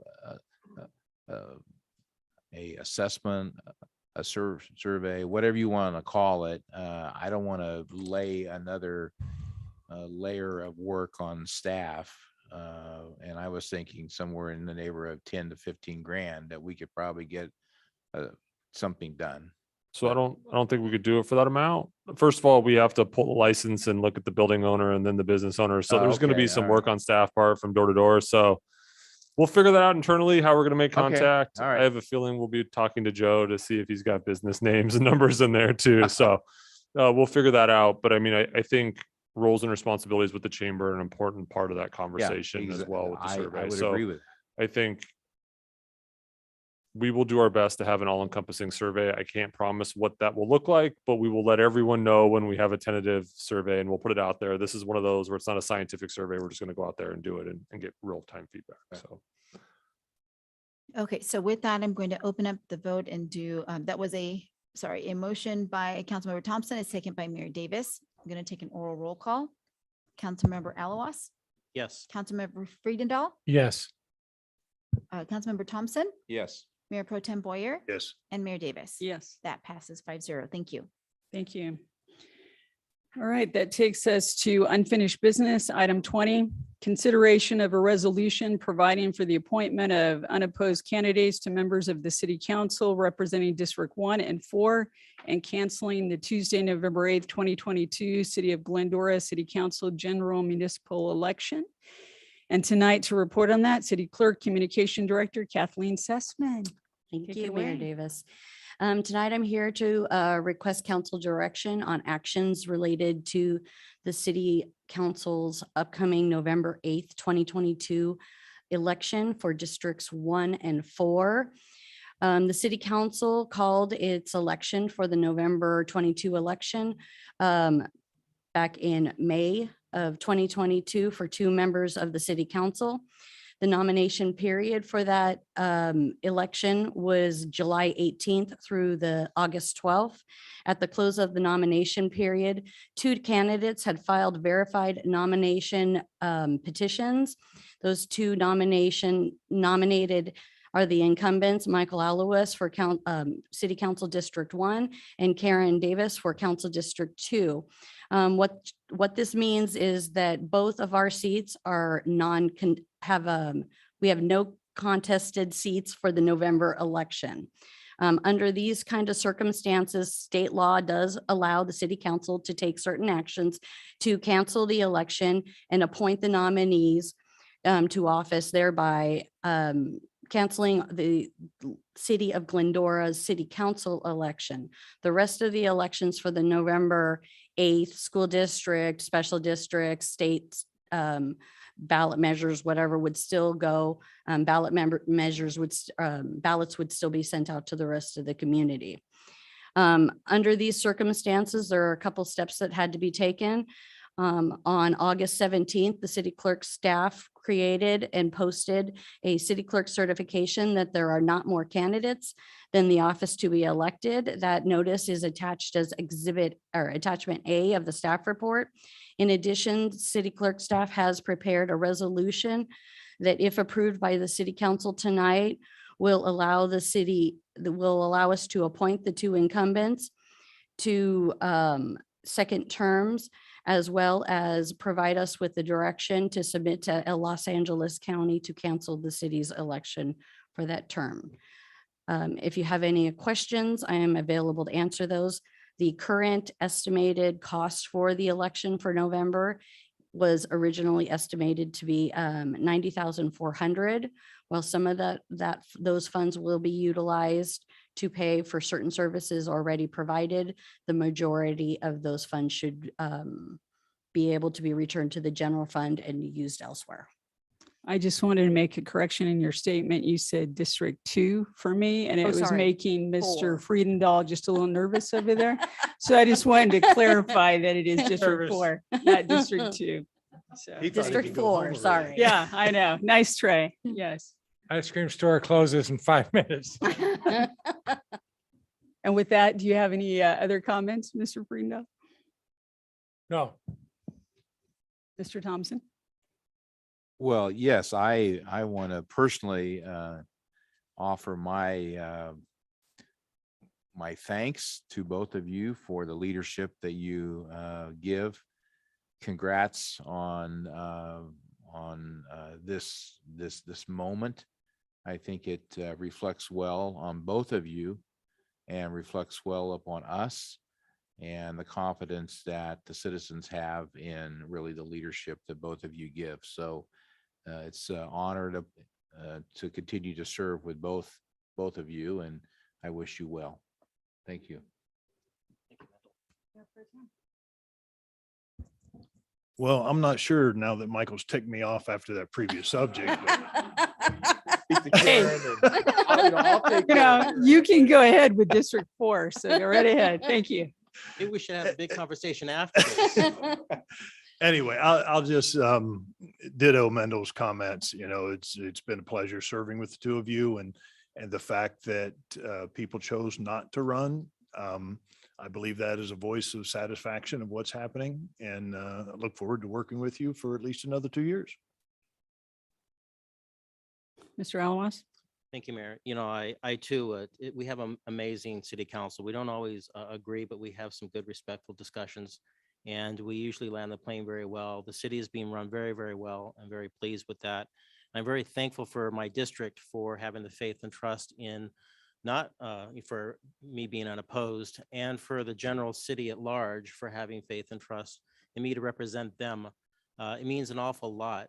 You know, when you're up here the first time when I was elected, you know, you're excited, and then you go home at night and you go, oh my God, there's 53,000 people that you're responsible for. And the reality sets in. And that has never escaped me. I live with that on a daily basis. And I try to do my best to take care of everyone in the city. And as we mentioned, you know, when you run, you run for your district now, since we're in districts, but we take care of the entire city. We have a wonderful staff. We have some really great residents here. We have a wonderful city. And you can't do this on your own. You have to have the support of staff and the folks in the city. And I'm greatly blessed to have that and so incredibly grateful to have another 4 years. So thank you very much. I would concur. Thank you to all of you for all that you do on a regular basis. And thank you to those who signed my nomination papers and were supportive in my district. And appreciate the opportunity to continue to represent the citizens of Glendora. And with that. I do have one question Yes, sir. before we make a motion. You have been on the council for 16 years now, 17? 17. 17 years and another 4 more. And have you always been the youngest person on the council? Because at some point you've got to give that distinction up. No, because Mr. Kelly, you know, I don't want to call out anybody in the audience that they too are older than I am. But Mr. Kelly was the youngest council person that I've served with. Well, no, actually, Mr. Alawas is younger than I am. I know he doesn't look like it, but he is. I thought I'm 35. Maybe you could tell by, no, never mind. Oh, it's all my years yeah. of wisdom. It's all my years of wisdom. I look older. That's it. So Okay, yes, but thank you. No. what are we moving here? So I'll move the resolution is recommended. second, Thank you. I'll open up Is there a that point of vote. order? Isn't there something? Yes, Kevin that and I- Mr. Alawas and I are both recusing ourselves from our respective districts. It's, yes. So do. we- No, but just for the record. So how do we vote then individually?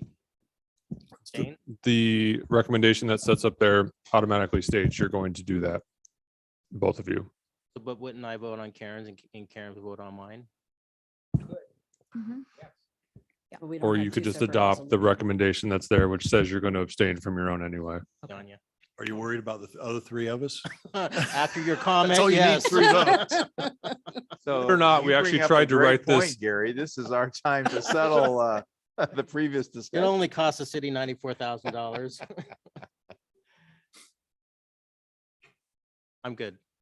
Okay, so we have then a motion by Mayor Pro Tem Boyer and a second by Councilmember Thompson.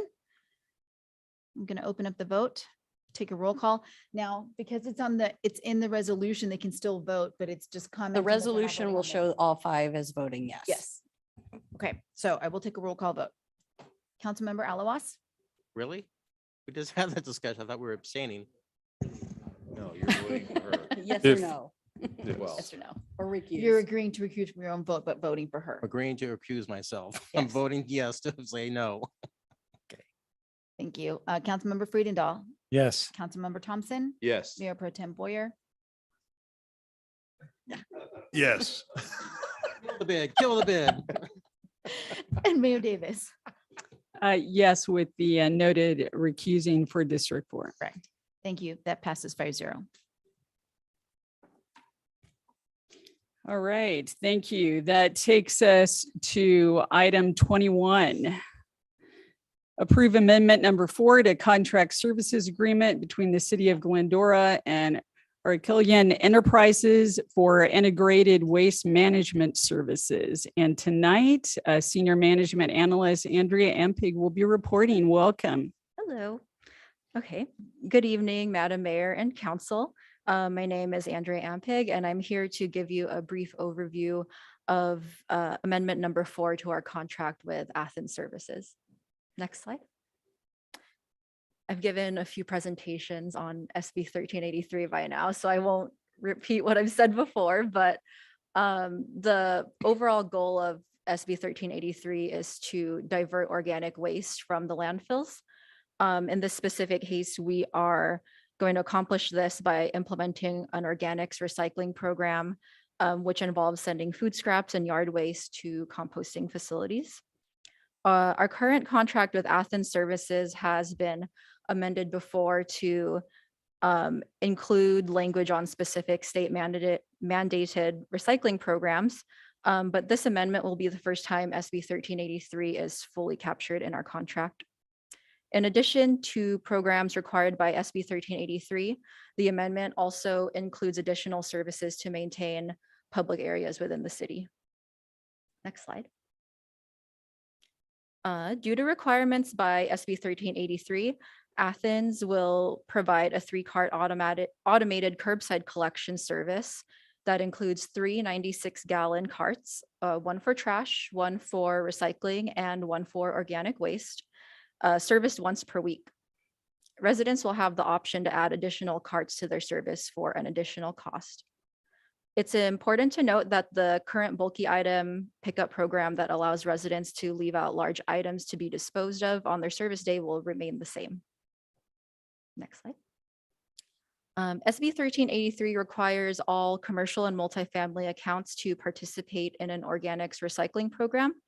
In turn, Athens will collect at least 1 35-gallon container of organic waste per week from these accounts. If these accounts produce minimal amounts of organic waste, have space constraints, or have alternative methods of diverting the organic waste from the landfills, they're able to apply for an exemption from the organic waste program. The exemption requests are submitted to Athens and are subject to city approval. Next slide. Should the amendment be approved, Athens will continue to work with city staff to provide a robust education and outreach program to all ratepayers in the city. Athens has recently gone through similar residential service changes in other cities. And so to prepare for any upcoming changes, they have provided us with a comprehensive outreach plan and implementation schedule tailored to the city of Glendora. City staff and Athens will continue to meet weekly until the new residential service changes have been fully implemented. Next slide. To comply with other requirements of SB 1383, Athens will assist the city in the procurement of renewable natural gas and provide compost or mulch delivered to select locations in the city. Additionally, they will provide the city with organic waste tonnage information, perform route reviews and waste evaluations, and assist with other reporting requirements. Next slide. Aside from the SB 1383 programs, Athens will wipe down and empty trash can containers in the downtown area once per week. And they will also begin pressure washing benches, sidewalks, and light posts in the downtown area on a quarterly basis. And these services will be extended towards the Gold Line station when that project is complete. The current agreement between the city and Athens Services is set to end on August 31, 2024.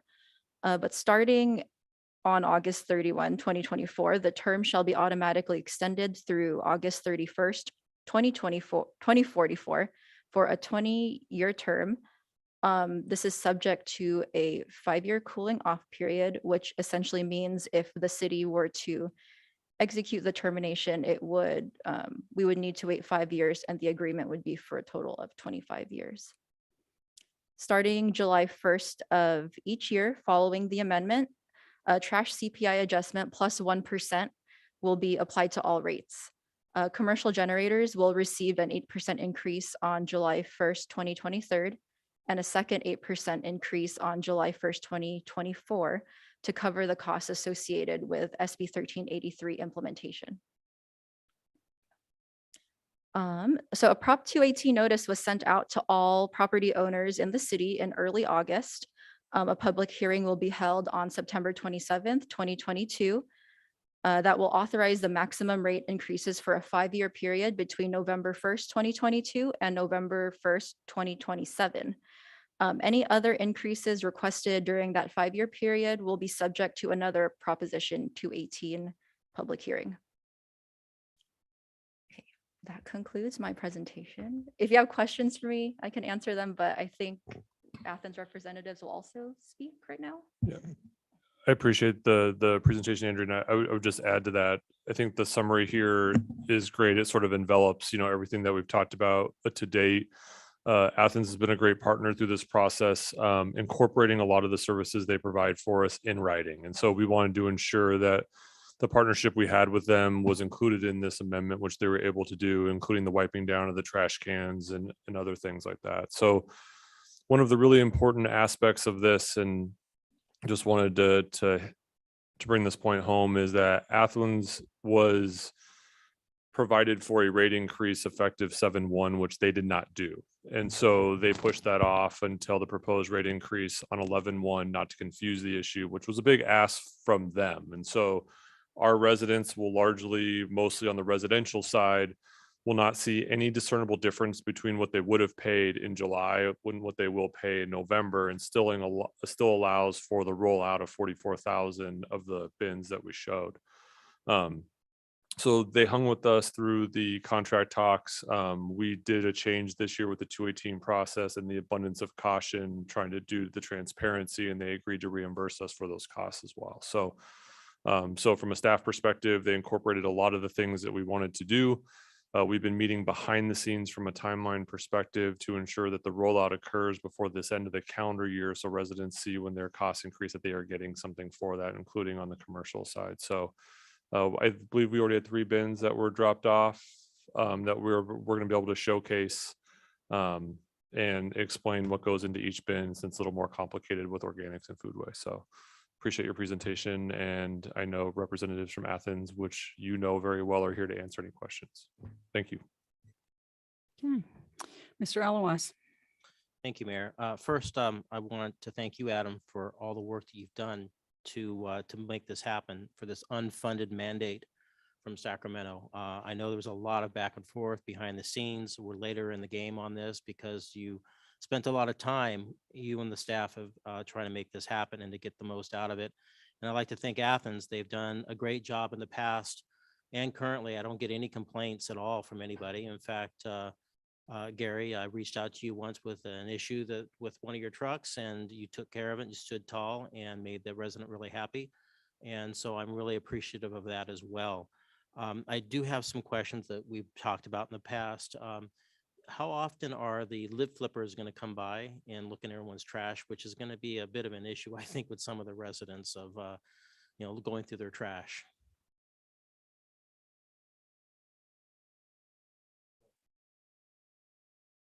Need some FaceTime anyway. Good evening, City Council, Madam Mayor. I miss these chambers for sure. Our team is here tonight, Brian Joes and Ashley Rosati and Stephen Leiberjack he's the man that runs the organization from our Vincent Yard, our divisional vice president. I would like to tell you that the lid flippers, which is a very interesting title of a job. That's Mendel's. We've been talking about that. We had a talk at the chamber. A lot of chamber members want to become lid flippers. They go around on an audit program of 250 homes per route per quarter. And then they will go and actually drive up in this Jeep that's in D-ship with Athens, look into the lid, take pictures and inventory what's in that lid, and then put that in a database and report that back. And the intent is to make sure that the routes are not contaminated. In addition to doing the lid flipping here, we have to do waste characterizations at our MRFs also to make sure. We have to be able to track it down to the route. So it's not going to be an infringement. It's just data that the city staff is going to have and that CalRecycle is going to be able to have to make you compliant. Is this going to be statistical or 100%? Yes, statistical data. How many extra trips are you going to have to make now with this new program with your trucks? Extra trips? We're trying to balance it out where there is not any extra curb miles with it. We are going to be making 3 trips to a home, but the way that we're going to be doing routing, we're going to try to spread it out to be neutral. Oh, nice. So if someone has a trash bag, like a hefty bag with some yard waste or whatever in there, that's going to be a bulky pickup, special call? No, they could put it in their green waste, and we have a very technical piece of equipment called a bag breaker. And it will liberate, that's the new term. It won't damage what's inside. It will liberate what's inside the bag and be able to separate the organics out there. So what if they can't fit it in any one of their bins? Well, They're that's a full. very good question. So the bulky item program is still going to be there. The bulky item program is not there to replace excess trash or excess green waste. So if you need, we're giving you the equivalent of what you can put out now without extra charges, which is 10 barrels. You're going to be getting that capacity with those 3 barrels. If you have extra stuff to put out, you'll now call and that will be picked up. So the simple answer to your question is if you put a trash bag out that has items in it and you call, that will get picked up. That should be a bulky item. It shouldn't be extra trash. And if you continually put out extra trash without paying for an additional barrel, you'll probably get a recycling coordinator contact you to make sure that you're right sized and doing the right thing. And on that note, I want you to know that our intent in the commercial arena is to go out and visit annually multiple times the commercial customers to be able to right size what they're doing. So the theory behind this is that if you get an organic barrel, you should be able to change the frequency of your waste. If you have a 3-yard bin that's picked up 3 times a week, and now you're taking things out of that 3-yard bin and putting them in the 35 or 65 gallon, whatever you're getting for organics, theoretically, you're not going to have as much trash in that bin. So although there may be an increase to have the organic barrel, there may be a decrease in the amount of service you need on the trash bin. So that's one of the nuances and one of the extra values that Athens has with these recycling coordinators that Ashley and Brian manage. And you guys can come up if you want, just to say hi, but that's one of the things that they're going to be doing in this city. Ashley's bashful. Yes, she is. She's also the chair of the chamber this year, so she's no stranger to y'all. Good evening, everyone. So I have a question for our city attorney. It's been in the news about litigation with franchise fees. Is our new contract fully compliant? Well, that's why we're going through the Prop 218 process, is to make sure we're fully compliant. I mean, there's this brand new recent Supreme Court case, although it was less than clear as to what was determined, but it reinforced our view, which Athens concurred with, that out of an abundance of caution, we'll go through the Prop 218 protest process to make certain that all views are heard and considered by the council. Thank you, Bill. And thank you for Athens. You guys do an amazing job. I'm in support of the new contract. Thank you very much, council member. All right, Mr. Preendahl. Thank you, Mayor, and thank you, Athens team. I think the community needs to recognize that we are very fortunate to have this service provider, because the Athens team is miles and years ahead of the competitors out there. Service is uncomparable to the others, just don't do it. The cost is very good. And I think that, you know, I have criticism of it, but it's not of Athens, it's of the Cal Recycle. I have contempt for them. So that's what it is. Thank you for being a good partner, but your continued community partnership, event support, and goodwill is incredible. I do have a couple of questions, and the people are going to recognize, and I'm a truck guy, I'm a vehicle guy. And when you spend your day figuring out how to get 53-foot trailers and 3-axle tractors into grocery stores and small businesses, you become a truck guy. So currently I'm enjoying 2 truck trips a week, and I call a truck trip, a truck going up the street or down the street.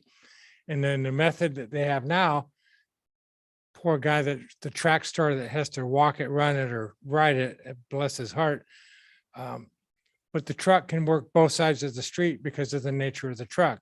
The new trucks are going to have to work each side of the street 3 times, so that my truck trips of 2 turns into 6. Again, that's not a criticism of Athens, okay, not at all. So there's extra trucks involved.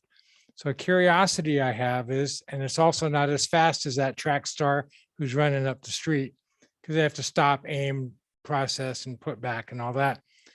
So is the same route going to require additional equipment to be able to accomplish that route in the same time frame of a workday?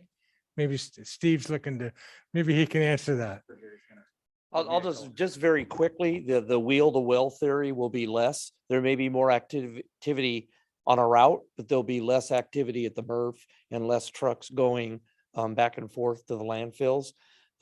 Stephen will talk about the routing itself, but the cycle time of the automated equipment versus the time it takes the manual equipment, plus the difference in workers' comp and all of the things that go with manual service is one of the reasons the residents aren't getting an increase, in addition to the fact that you're giving us a long time to amortize it. So the answer to your question is net, it'll be the same, but the equipment is much quicker and there's a lot more efficacy in actually the depositing of the waste into the truck than there is now. And Stephen can explain a little bit of that to you if you'd like to hear from a truck guy to a truck guy. My dad was a 40-year retiree from Vaughn, so I grew up in a truck household, so I'm very familiar with that. Yeah, Gary said it.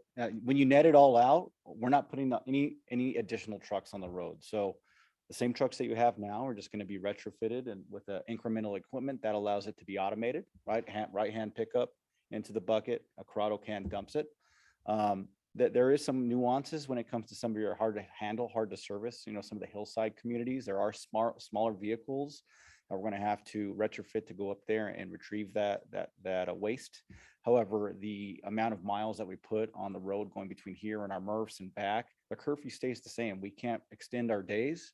The head count is optimized in some ways when it comes to, hey, that person sprinting out in front, he's not spraining his ankle anymore. He's not hurting his shoulders. Absolutely. No right. debate there. And one thing you're going to see, because we just went through this, a flawless execution Azusa a year ago. We did Temple City. I'm a Temple City resident. It was great. And the city is it's going to pop. It's going to look so much cleaner. If you drive down Vernon Avenue, sometimes in Azusa now, it's beautiful. So your city streets are going to look great, going to look organized, and there will be an adoption method with the bulky items. And we're there, just call it in and it'll get picked up and you'll continue to have that world-class service you guys have been receiving. So Thank you. And I know that some people are listening are going to say 20 years. Well, they need to realize, folks, that's the time it takes to amortize the cost of the very valuable, expensive truck. So it's not inexpensive at all. Council member, that's a really good point. And besides the fact, it's my professional opinion that you're actually going to save money because you'll never buy a trash can again. I'm going to buy $8 million worth of trash receptacles to put in this city and amortize that $8 million over that time. So they're also going to be replaced and the like. So Will you teach them to run around the corner behind the fence of their property owner? So there's a fee for that, sir. There's a fee for that. There is a fee for that. Thank you. And I wanted to say, just back to you and Councilmember Boyer, that talking about Athens, the family really appreciates that. And we appreciate as many events as I'm doing regionally. I always see Glendora council members at those events when we're doing our things. And it's always nice to see my council members out and about at all of the regional things. And 1383 is a topic at almost every one of them that we're at together. And the Athens cities are the ones that are ahead of everyone else. So a couple of people happen to know that already. Mr. Thompson. Madam Mayor, thank you. And Gary and team, thank you. And I want to make sure that the public knows that this is not an Athens deal. It is a state unfunded mandate. And Athens has been a visionary group in terms of looking ahead and being able to equip their team and their everything that they have to make sure that this day is very, very smooth. And for those of you who know Gary, he is one of our own, and he takes great pride in saying that. And we take great pride in having him here And so he just makes sure that we get the very, very best. And so Gary and the team, thank you. I know that going to a chamber meeting is not probably the number one thing on a lot of people's list, but Ashley makes it very fun. And last week I was there as part of my council, duties, and you do learn a lot about trash. And I can't wait for a liberator to come and be shown to the council. I'm sure that Adam and our chief could probably use that in many different ways in the daily course of their jobs. And I'll just stop there. Included getting out of council meetings, maybe. Sure. I'm sure that the liberator could accommodate that, whatever the liberator is. I'm anxious to see it. Ashley will send you a video. So that'll be good. Really, the last thing is, and tacitly it's been said, but most of us know that Athens is everywhere. If there's an event, there's an Athens trash can, there's an Athens this, there's an Athens that. And so truly a partnership is, here. You are the ones that we call to power wash things, and we've heard more about that. We also give you calls almost on a quarterly basis to help clean areas of our South Hills out and other areas that need that help. So thank you for really the partnership that you guys give us. It's something that is a very, very important thing. And with that, I am looking forward to new barrels. At my age, I don't like change. I don't like this. I've made it known. I think that David and I are, have the same spirit there, but it is what it is. And you guys are making it good and easy and smooth. And you're going to give us instruction sheets so we separate, and so that the flipper that comes by doesn't tag me for putting the wrong stuff in the wrong barrel. And we'll try to make it fun. So thank you for everything. You're welcome. It's our pleasure, sir. And because I do work with older folks, if you could explain to them the QR code that will come, I think that will help some of them especially. What's that? Yeah. Yes, we are working with staff diligently on outreach and education. That's where we spend a lot of money and time. And the trash barrels will have the newfangled QR code on them, just in case you get confused and what needs to go in them. You just hold your phone. That's there. not a rat maze? No, that's not a rat maze. That's not a work of art. Some might call it a work of art. That is an informational database where you hold your whatever equipment you have on it, and it'll tell you exactly what to put in what barrel. You'll be able to go to the website. We'll have a link with the city website and our own. We have a lot of instructional videos, or a lot of people like to call. I do want to note, your city attorney has been diligent in this process. And as we went over the 218 details, I don't know how many calls the city got when the 218 notice went out, but Linda Clifford received 67 calls that day at home. And when I got home, she had a list of people for me to call back about the 218 notice, which I thought was pretty funny. Mr. Boyer. They were not protests. They were like, what is this? Well, to start with, I concur with the comments of my colleagues. Athens does a great job, and we appreciate everything you do, but do have a couple of questions. Yes, sir. First off, on the business waivers on the organic pickup, is that going to be, notices are being given to businesses that they need to fill that out and send it back in? Yes. Okay. We go out and visit them. That will be a phone call, that'll be a mail and a visit. Okay. So we actually will go out there and anybody who is going for the exemption route, there'll be a visit. Ashley will help facilitate that, and she could explain that process if you'd like. Would you like to explain it?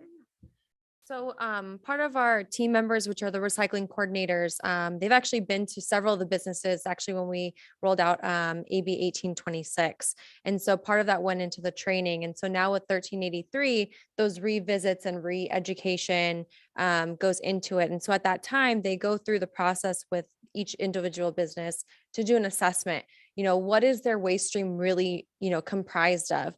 And so if they find that, one, they aren't a generator of organic material, that would constitute for a potential waiver. If they don't have the space for the additional containers, then the recycling coordinator would work with them to fill that out. It would then go to Athens and then be subject to city approval to then be approved or not. So it's a really seamless process. We've done it in several of our other communities. And so not to fear. If someone doesn't qualify, they won't have to necessarily be forced to participate. Okay, so the question would be, in a situation in which there's multiple tenants in a building and there's one trash dumpster out back, does each business need to apply for a waiver? Does the property owner, the landlord need to apply for the waiver? Exactly who is going to be responsible for applying for that? Well, I think it would be per property. It's the per account. So if there's a strip mall that has what we call a share bin, and they're sharing that bin, and there's a bin there needs to be an organic barrel there also now. And if they're going to be exempt, then whoever is the master person of that account will be the one that goes through the exemption process with us. So, but I want to just caution everyone that it's not just food. It's organic material, which includes textiles and a lot of other things. So when you look at what an organic thing is, it isn't just food waste. Food waste is the 1826 part of it. 1383 enveloped all of the other organic materials that, maybe your shirt, maybe another thing. So there's the exemptions have narrowed from 1826 to 1383.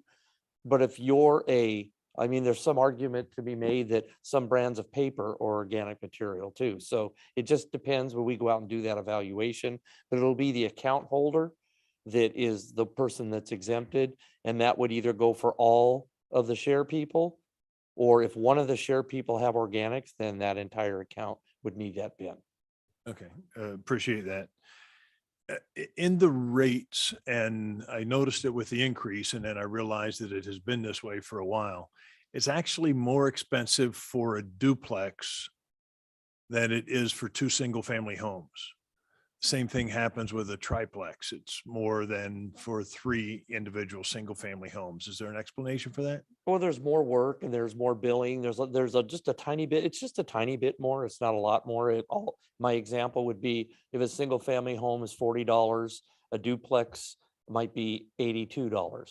And so there's more management, because if there's a duplex, how many people are there? There's two. There isn't one. So they may be getting billed differently. There's historically heavier waste there. So there's just a little incremental difference when you have a duplex or a triplex. It's not just a simple calculation that goes single family home twice and single family home three, but it's less than 0.05 of a difference. Okay.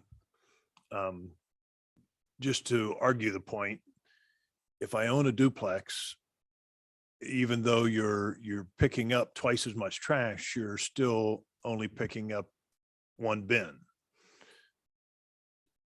You may or may not. You may or may not, Yes. but if you have to order the extra bins, I know there's an additional fee for that, but it's just something It's just not a single family. I understand what you're Yeah. saying. It's just not a single family. It seems to me that picking up at a duplex would be actually easier than picking up at two single-family homes. Okay. But again, we're not talking that much of a difference, and I didn't notice it before, but I was just curious as the I mean, reason. I'll add a little bit more color. It's, when you're a duplex, depending on, like he said, there may be a bin, but there will likely be two sets of barrels, right? So that would be 6 barrels you pick up.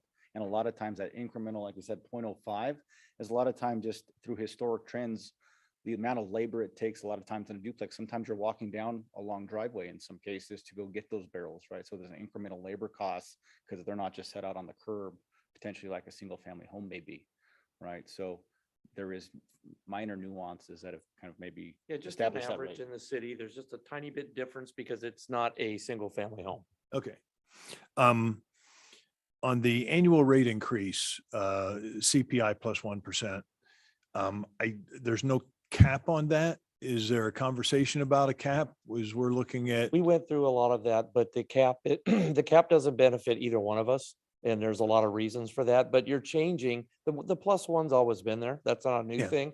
But what you're doing that I think is something that the city staff should be commended for is we're changing from regular CPI, which some people call it a hot CPI this year, to the trash CPI.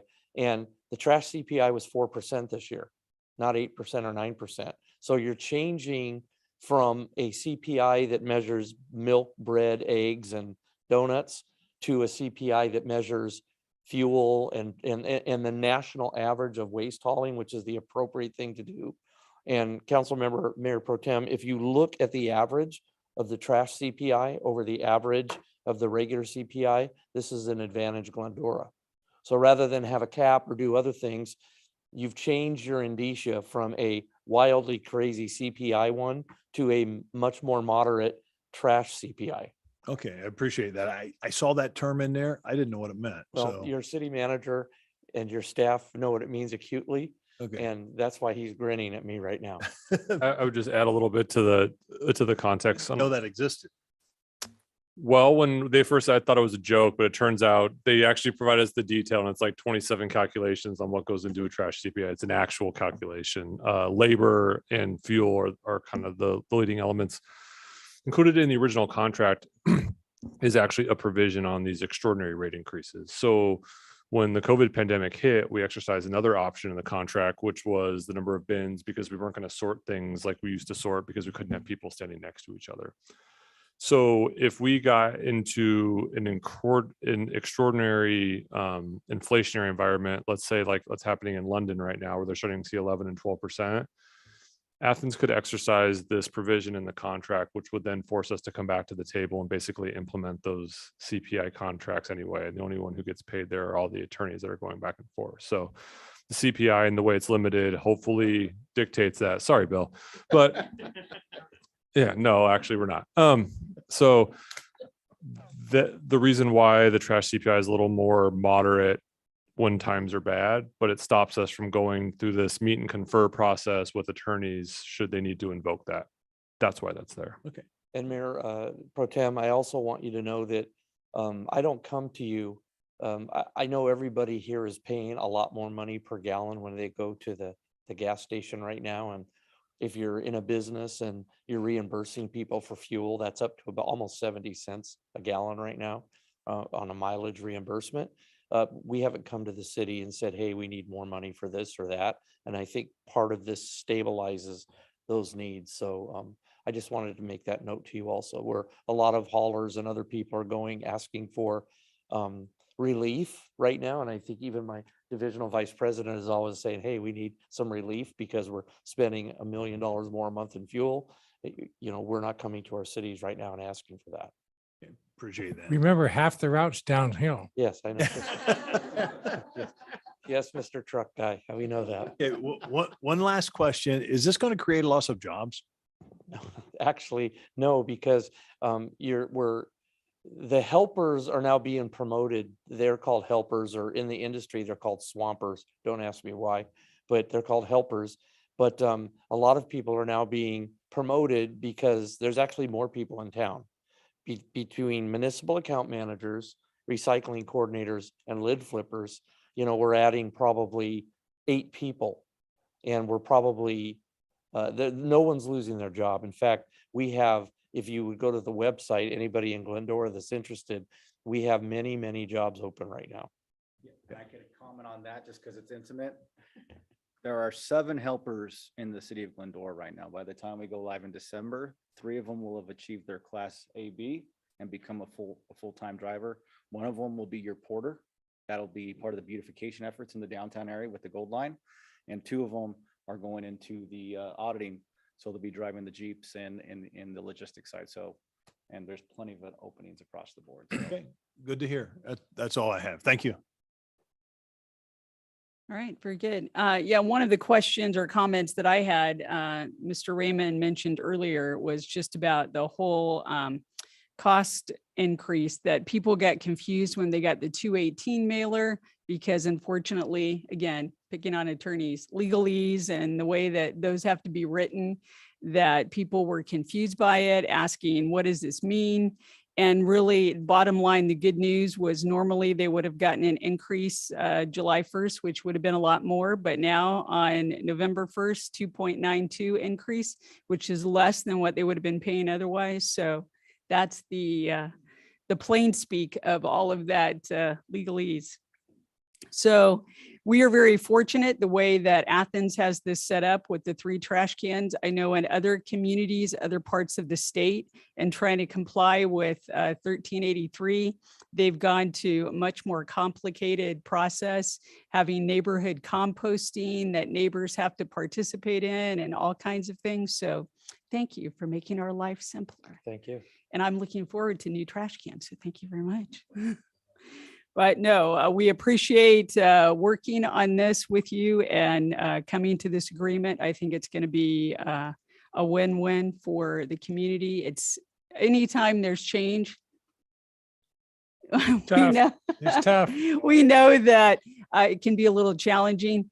And so hopefully folks will just be patient and realize that this will be painless, because you're going to walk us through it. So, and Andrea has been very informative as well.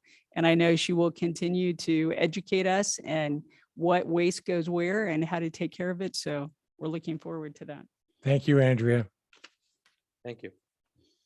Thank you, team. Madam Mayor, I move amendment number 4 to the Archelian contract, better known as Athens. I'll second it. Thank you. That is a motion by Councilmember Alawas, a second by Mayor Pro Tem Boyer. There we go. Thank you. I will open up the vote and do a roll call. Councilmember Alawas, Yes. Councilmember Friedendahl, Yes. Councilmember Thompson, Yes. Mayor Pro Tem Boyer, Yes. and Mayor Davis. Yes. That passes 5-0. Thank you. Thank you. All right, that takes us to new business. Item 22, fill unscheduled vacancies on the Water Commission, offices number 3 and 4, with the terms expiring June 30th, 2025. And Deputy City Clerk, Ms. Elvia Dominguez. Thank you, Mayor. Purpose of this report is to provide information to the City Council on 2 resignations that were received in our Water Commission. The first of which came in the form of a letter from Commissioner Fields, letting us know that his work commitments were going to be increasing and that he would not be able to fulfill his commitment. So that was effective in July 26th of 22. That same week at the Water Commission meeting on July 28th, Commissioner Ryan Shaw announced at the end of that meeting that his family is moving out of Glendora. And so he announced at that time that he would be resigning from the commission. So immediately following that meeting, the city clerk's office posted a notice of unscheduled vacancy in the bulletin boards and also had it published in the San Gabriel Valley Examiner. We reached out to previously interviewed applicants to the Water Commission to gauge their whether or not they wanted to be considered for the open position. And of the 3, 2 indicated they were still interested in participating in the Water Commission. That would be Pat Cece and Randy Schlosser. The applications were included in the packet for council consideration. At the close of the application deadline, there were no applications that were received for the Water Commission. And so as we have 2 vacancies and 2 applicants that are still eligible to be appointed, we've given the council some options to consider at this point. The first of which is to direct the city clerk to extend an application deadline and continue the recruitment efforts.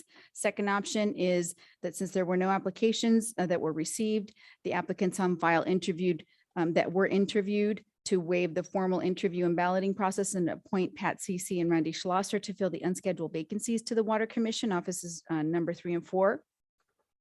And third would be, since there are sufficient valid applicants on file, to direct the city clerk to hold interviews on September 13th and conduct a formal balloting process. And fourth would be to provide additional direction to staff. So at that point, that concludes this report, and we're open to any questions and any further direction from council. Thank you. Thank you, Ms. Sylvia. Mr. Thompson. I would support moving to option 1. That would be what I would say. And thank you for your excellent report and update. Councilmember Alawas. I would agree with Mendel's recommendation. Councilmember Friedendall. Yes, I too recommend option 1 and would like to thank Mr. Fields and Mr. Shaw for their service. Mayor Pro Tem.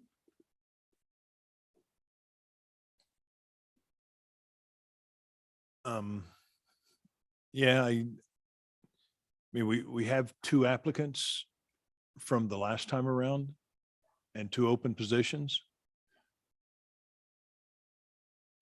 I guess I don't see or need to do additional, to extend the recruitment efforts, but I'm okay with option 1 if that's what we want to do. But the application process, we've been through it and we didn't get any additional applications. So personally, I'd prefer that we just appoint the 2 applicants that we have. For those of you that want to extend the application deadline, are you extending it to a date certain, or what is your thought? I would certainly like to have a date certain. I don't have a date that's in mind to respond to Gary. I really would like to explore folks that may have some water experience. And from what I read and what I recall in interviewing these two folks, they didn't have the level of experience that I think that we probably need. Not that they wouldn't be good. I'm not saying that, but I would just like to have a little bit more time to explore the chance that if there are folks that have some tangible current water experience, that we not miss them. But certainly I would agree with the date of September the 13th. Is that when we meet? That's the next meeting Next date. time, Yes. yeah. Yes, but if you would like, we can make that deadline for mid-September, or early Yeah. September, So so that we I'd- can make the I'd second be meeting in open September.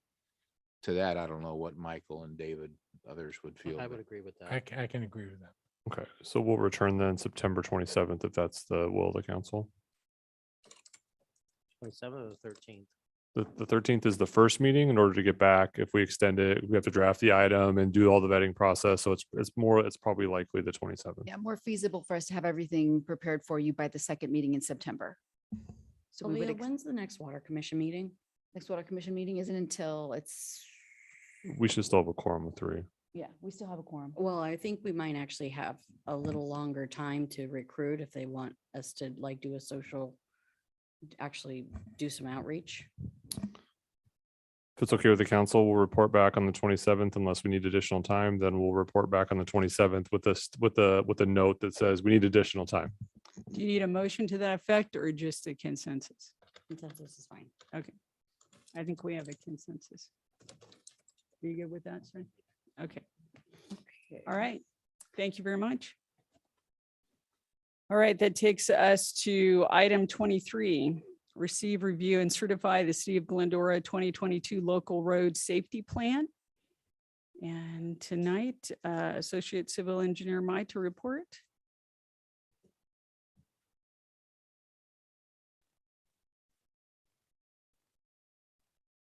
Hi, good evening, Madam Mayor and council members. So I'm Michael Myers, Associate Civil Engineer, and today we also have the Mr. Rawat from GDS, the consultant who prepared the report, here to answer any of your questions after the presentation. So today I'm giving the presentation for the 2022 City of Glendora Local Road Safety Plan for your review and approval. Next slide, please. So let's just talk about the local road safety plan. So we have the Highway Safety Improvement Program is actually the federal aid program, and its purpose is to significantly reduce traffic fatality and serious injury on the public road. And the local safety plans, which is the LSRP, is one of the requirements to have the grant funding for the cycle 11 of the Highway Safety Improvement Program. And in last year, 2021, the City of Glendora was awarded the grant from Caltrans to develop the local road safety plan. And followed by September 14, 2021, the City Council authorized City Manager to sign the Caltrans Master Agreement and the program supplemental agreement to allow the city to start using the LSRP grant funding. And on November 9, 2021, the City Council awarded the contract to GTS to develop the LRSP report for the amount of $53,438. So basically, the LRSP is the citywide road traffic safety analysis that's analyze and identify any traffic safety problems, and also to provide the prioritized solution for the road safety problem, and also to provide a proven countermeasure that help to reduce the traffic injury and fatality.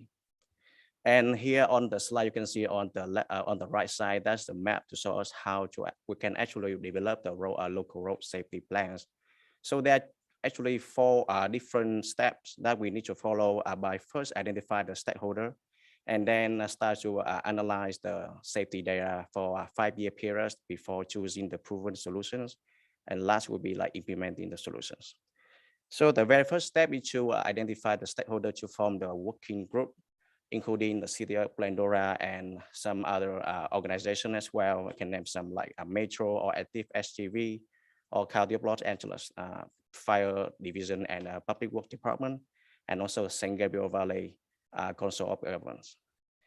So after collecting all the data and having the input from the working group, so we will next we will to analyze the safety data analysis.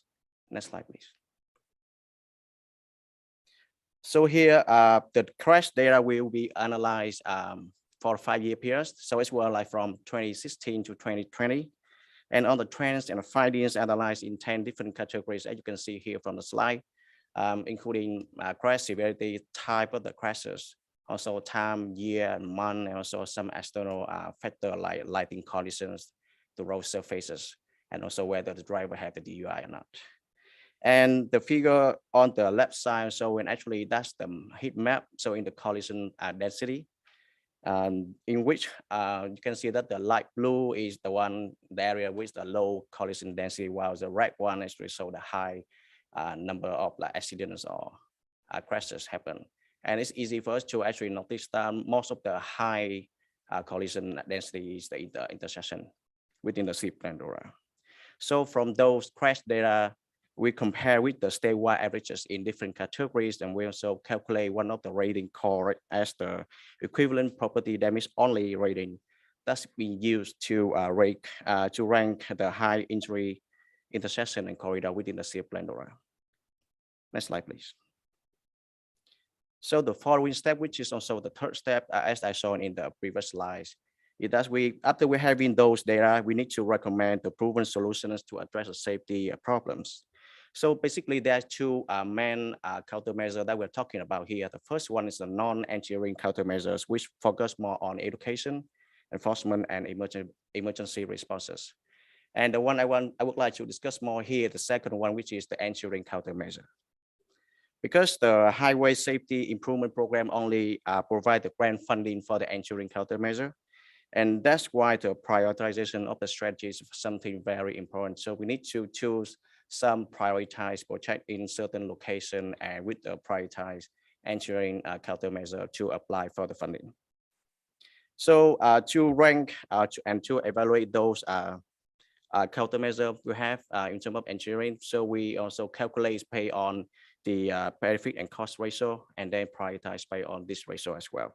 So after evaluating and calculating those benefit and cost ratio, we listed here on the table that the top 10 highest benefit cost ratio injury countermeasure from a city of the high injury intersections. And so here, and you also can notice that the top two injury countermeasure here as to protect the left turn phase and to convert the pedestrian signal to mass arm. Next slide, please. So we all that I would like to summarize the fiscal impact as well. So to approving this LIP report, there's no fiscal impact at all. And the total cost to develop this LIP was $53,000, and which 48,000 actually already from the state funding. And the funding for this, after we're having this LIP, so the funding will may pay up to 100% of the proposal countermeasure. Next slide, please. So, yeah, so we all of that, I would like to recommend the city council to receive, review, and certify the City of Glendora 2022 local road safety plan.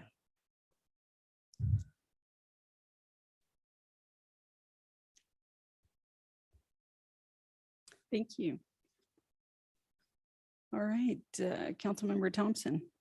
Michael, thank you for a very interesting report. It was fun to read, and thank you. And I have nothing more to add, and I would support what you've said here. Thank you. Councilmember Alawas. Thank you, Mayor. Thank you, Michael, for your report.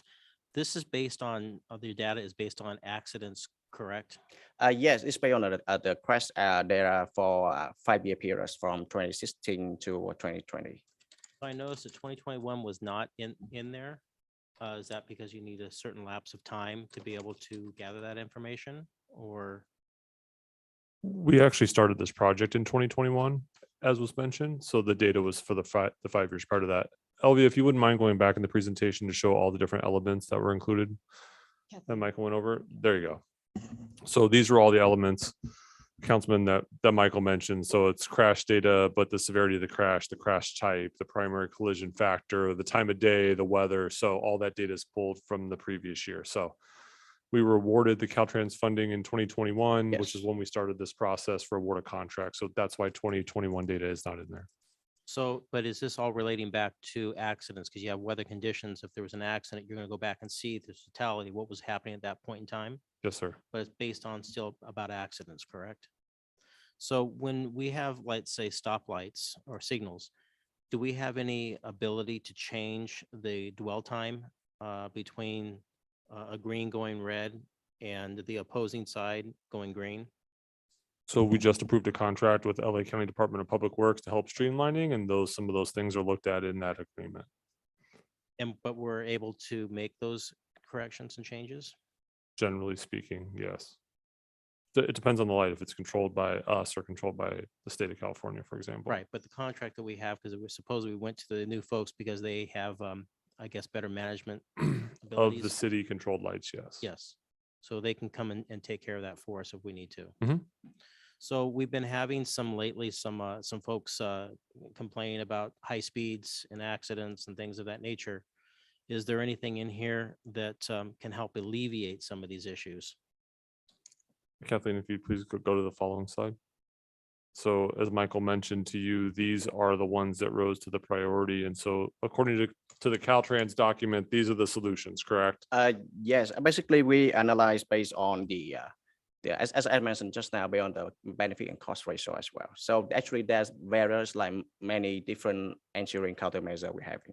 But for those here on the slides, we the top 10 that having the high benefit and cost ratio, we give it a higher chance to get the grant funding when we apply for the SSIP. So I guess what I'm trying to get at and go to, because we had a little conversation earlier with the chief, is that you can do your best to technically fix things, but you cannot fix necessarily people just simply running a red light. How do we address that in any fashion, or can we even address it? Not a traffic expert up here, and I know the chief is more than welcome to come up and discuss. I mean, That's your cue, Matt. so in an accident, you have a variety of factors in place. You have people on their cell phones, you have people making a left-hand turn, you have the sun setting, you have kids in the back that are yelling at you and you're distracted, you have people that run a red light the accidents that we had today weren't involving speed. It was involving a red light and someone making an illegal turn. So Chief, I'm sure there are a variety of factors, but take it away. Each month, we compile data internally that we use to analyze crash data, which is basically drivers' characteristics on what they failed to do or what they failed to negotiate, whether it's attention, failing to follow the specific signs, lane directions, or they're just plain not paying attention for, like you say, children in the backseat or coffee in their lap. That data is crunched every month for the previous 30 days. And then we deploy police officers based upon high crash data, very similar to this report that's coming through. This is a 5-year look, I think, or a 3-year look. And our data is a little bit different. Speaking directly to primary collision factors, they're generally turning violations, people turning in front of another, not yielding to someone else. Now, whether that other person, if you're pulling out of, let's say, I'll pick a frequent location, not right now because of construction, but frequently, if you recall, several years ago, a lot of people crashed in front of Vaughn's, pulling out where Starbucks is, crossing Foothill. You're wanting to make a left or right. There's a lot of traffic on Foothill going east and west. Speed limit's 35. But there's a lot of things going on. There's a lot of things for your eyes to track to. There's a lot of lanes to figure out what you want to do. You're approaching an intersection, schools here and there and everywhere, people going to work. And it generally, that distraction level leads to, with a lot of traffic, leads to car crashes. Believe it or not, the more traffic that are on a street, the less crashes occur because they're moving slower, they're paying attention, they're making safe lane changes, they're not making exaggerated and quick movements. When there's less traffic, people tend to take more chances and they drive too fast sometimes. So, And I would just also add to that. you notice he looked at me. Well, I mean, No. past experience. All right, Mendel. As you look through the report, I think, and Michael didn't mention this specifically in his presentation this evening, but there are other strategies, and Stephen was sending me a text as well, as there are corridor strategies as well as intersection strategies. As you can tell by the highlights, most of them are in intersections. That's generally where it happens. Go ahead. And to that point, we use the radar trailer as a public service announcement. It's not so that teenagers can see who can get the highest score, like a lot of parents think. It's out there for our own visual purposes because it captures your attention. You may not be paying attention. You might be yelling at your kid in the back seat, you pick up the chicken nuggets. You might have a Starbucks that is sloshing around in your hand. You might have your cell phone in your hand. Not judging anyone. The world is busy and we get distracted. And that device that we put in the roadway is meant to shock you back into paying attention. And so it's a valuable tool. We have 3 or 4 of them that we deploy throughout the city on any given week. We do it as community members ask for some traffic calming. We'll go out and throw the radar trailer out in both directions and also increase enforcement. Does that help? It does, but it's not a permanent fix. It just isn't. So does it make any sense for some of those areas to have the solar radars that are permanently affixed to the sides? Because particularly I think a lot about Gladstone, because Gladstone is simply another segue from the 210 freeway that people take, and it's a fast road. And So we can't really we change- actually did a speed check on there, and people don't drive as fast as you think. No. but we they seem to don't. have a lot of accidents on Gladstone. Neither, but neither one of those were speed related. Yeah. Yeah, and right here, as to your point about turn violations, these 4 protected left that will be installed address some of that, because with the hope that they'll use the protected arrow rather than pulling in front of that Maserati that might be coming down the street. Right. And to answer your first point about the static radar signs, those are effective. However, if you drive that route all the time and you see that static sign all the time, your eyes will not track to it because you see it all the time. I can tell you what our water depth is after reading that sign on my way into Glendora that's on, right in front of Amelia, because I see it every day and I stopped looking at it after 3 or 4 days because my brain doesn't need to see it. And then the same thing happens to that muscle memory happens to the radar. The flashing light helps because it grabs your attention, but it's really beneficial to the drivers that are new to the area to watch their speed and mindful. And- So there's no bad decision for having those out. But for your frequent flyers, for your regular routine travelers on that same roadway, probably won't have much of an impact over time. And I would just add that Michael just reminded me that the consultant's on the line too.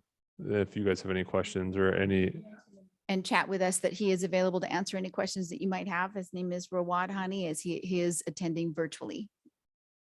So last question is the village, and I think we can all attest to this, that a lot of people drive way too fast in the village. Any suggestions on how to mitigate that? It's a straight shot. We got a couple stops. Sounds like a great question for the engineer. Yeah, Rawad, are you there? Can you unmute yourself so that we Good can answer segue to questions? leave. speed bumps. Rawad? Yep. Okay. You hear me? Yes, we can hear you. Thank you. Thank you. Thank you. Good evening, Madam Mayor, and good evening, council members. My name is Rawad Hani with GTS, and we work with the city, with Michael and Maliha and Allison and the Public Works team, as well as with really a diverse group of stakeholders on this LRSP. I just wanted to, before I start answering the question, just to follow up on what the chief has been saying. The LRSP itself really looked at 4 major areas, which are engineering measures, enforcement measures, education measures, and emergency response. So it is comprehensive in that sense. And the idea is trying to address all of the various components that can help in reduction of collisions and reduction of crashes. So this is kind of at a high level. Would you mind repeating the question, Mr. Council Member? Sure. Within the village, we have a lot of frequent flyers that go through there and go at high rates of speed. And also, if there's 2 crosswalks there, and many times there's people in the crosswalk, and the drivers don't pay attention to them and keep going. It's dangerous. We also have some spring-loaded stop signs that I think they get more use getting sprung than they do stopping anybody. So that needs to be looked at, in my opinion, that along with the speed and not paying attention to people in the crosswalk. Absolutely, absolutely. And the LRSP, the Local Road Safety Plan by itself, is really a roadmap. So it is a roadmap that, based on the previous collision history of the past 5 years, it identifies not just the major collision spots in the city, but also kind of certain systematic issues that happen. And by systematic, we mean kind of aspects that might be prevalent citywide or at 2 or 3 intersections, which is exactly what you just said. Cars going at high speeds through crosswalks. So this is a systematic issue that doesn't happen just at one location or it's at one hotspot per se, but it's really kind of across the board at many different locations. And I believe this is one of the items that have been identified in the LRSP, and this is something that can be addressed as well, for sure. Thank you. Okay. Councilmember Friedel. Thank you, sir, and thank you, Michael. I only have one question. How soon can we implement these countermeasures? These are the ones that we're going to apply for grant funding for first. So you can write your state officials there. Go ahead, Stephen. This is, thank you. Councilman Morales, to your question on the village, in the consent calendar, we received money from the SGV COG to do demonstration projects. One of those will be in the village at the crosswalks you identified. So we'll be doing what are called curb extensions and mid-block pedestrian refuges, which will. Those are called the bulb outs, right? Yes, bulb outs in the term. The pedestrian refuge is you put basically a center kind of protected island in the middle of the crosswalk, which should protect the, spring-loaded sign and also, better direct drivers to avoid hitting them. And let's say, I was in the village today, mom pushing a stroller, went out, had to come back because cars weren't stopping. The good thing about a pedestrian refuge is allow someone to, have a safe place to stop should cars not stop as they're supposed to do that. We'll also be doing one on Gladstone in front of Washington Elementary as part of that project. So these are some of those tests that we're doing to do what's called traffic calming. That's kind of the technical term for this stuff. So. Thank you. So, but it doesn't cost us any money though, going back, sorry, David, it doesn't cost us any money going back and changing the cycles of the stop signs, right? of the dwell time. To David's point, to get it done yesterday. Thank you. Mr. Friedel, are you finished? I'm finished. Thank you. Okay. Mayor Pro Tem Boyer? Got a couple questions. First on the collision study, is there, and I don't know if it's Rawad or Mai to be able to answer this, as we look at the low and high levels of collisions, do we know what those numbers are? I mean, is a low collision intersection 1 a year and high is 5 a year? I'm just curious as to what those numbers are, and are they unique to every city, or is this something that's based on a larger area? There is a crash severity, and it takes a look at the total number of collisions, including fatalities, severe injury, other visible injuries in the presentation. Maybe you can answer a little more on the specifics on where that's at in the report. Yeah. In principle, in theory, I would say that the idea is to really prevent any fatal or severe injury collisions. This is kind of the goal over here, the goal of most cities, the goal of the city, even over here in Glendora when we did our stakeholder outreach. You probably cannot get to zero collisions, although you probably have heard also of the term of Vision Zero. But the idea is to prevent to the largest extent possible these severe collisions, whether they are kind of those that result in injuries, severe injuries, disabilities, and especially those collisions that result in fatalities. So in a sense, that's kind of really the guiding principle over here. When we did our analysis of the collisions, we had over here to kind of rank them, and we have to rank them not just by how many collisions happen, but as the city manager was just saying, by the severity, how severe these collisions are. So we used a weight factor in order to weight the severity as well as the number of collisions. So the analysis took that into consideration.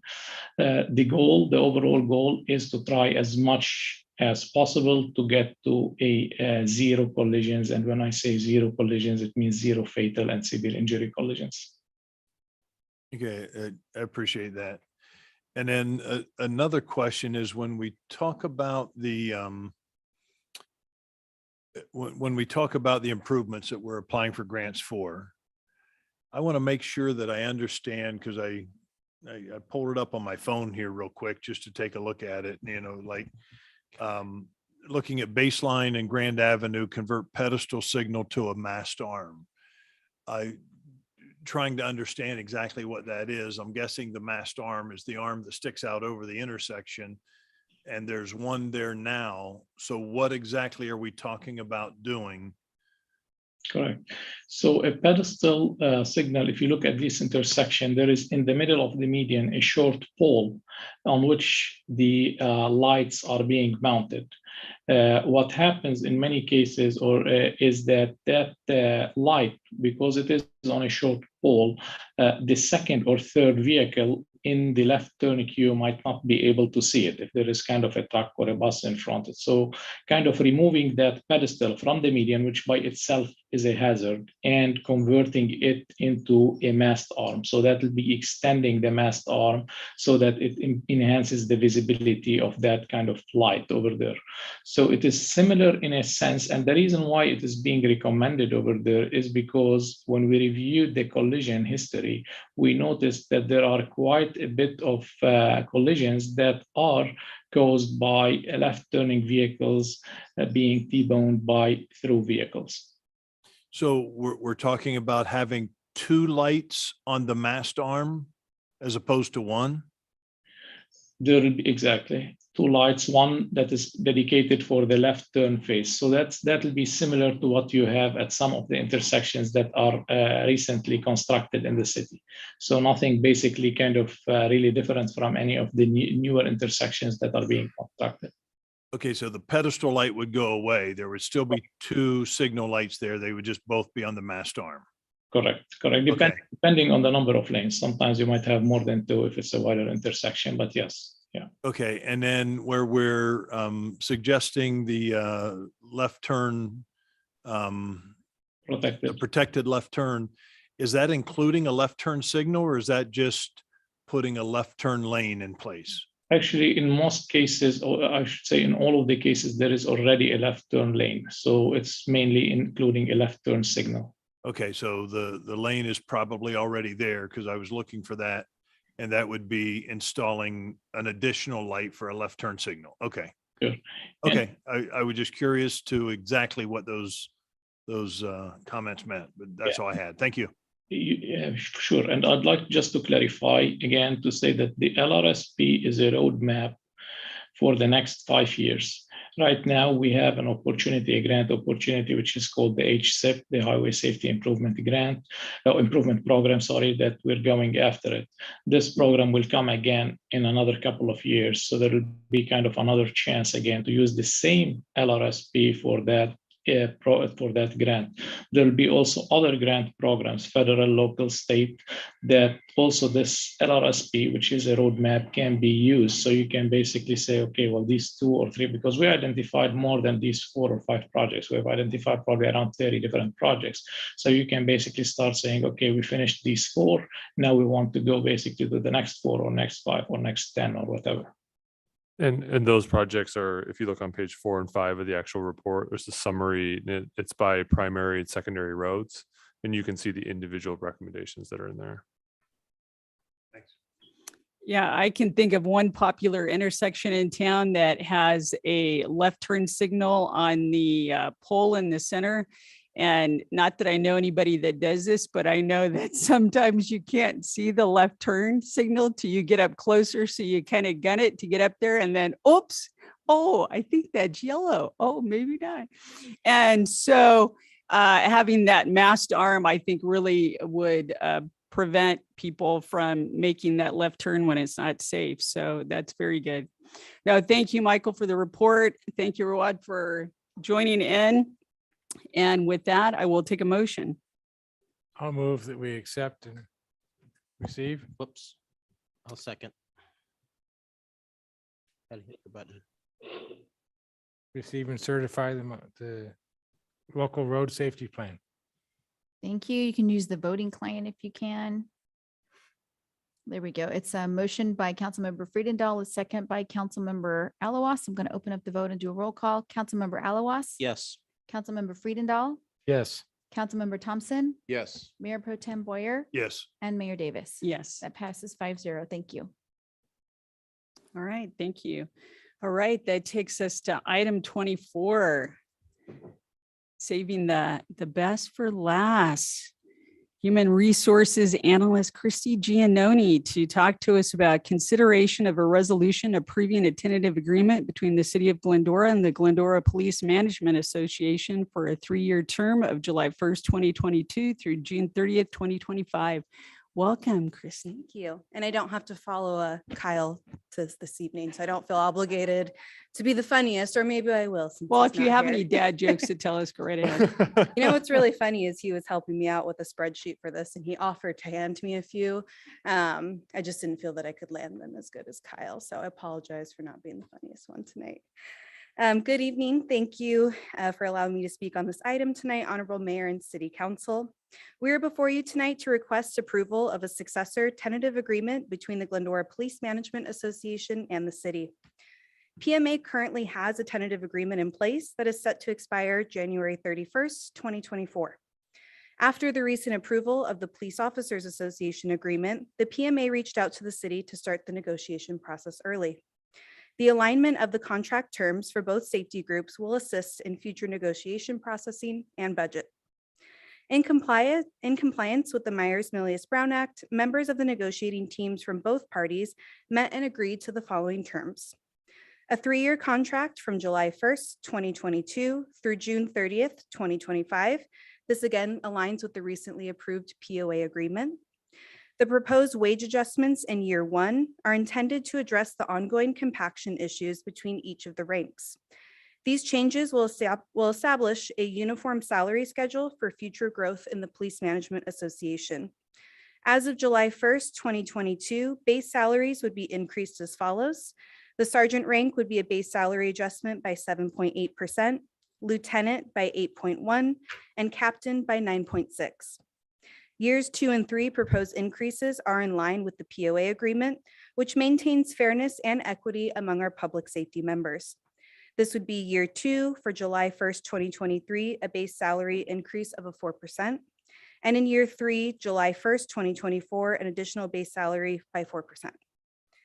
Again, as we talked about for POA, we are seeing as medical premiums continue to increase, the city recognizes the importance of flexible benefit amounts that align with the changes in insurance costs for employees and their families. The proposed increase from $1,400 plus 1.5% of base salary to a flat dollar amount of $1,700 is in recognition of these increased costs of medical premiums that we have seen over the last 3 years.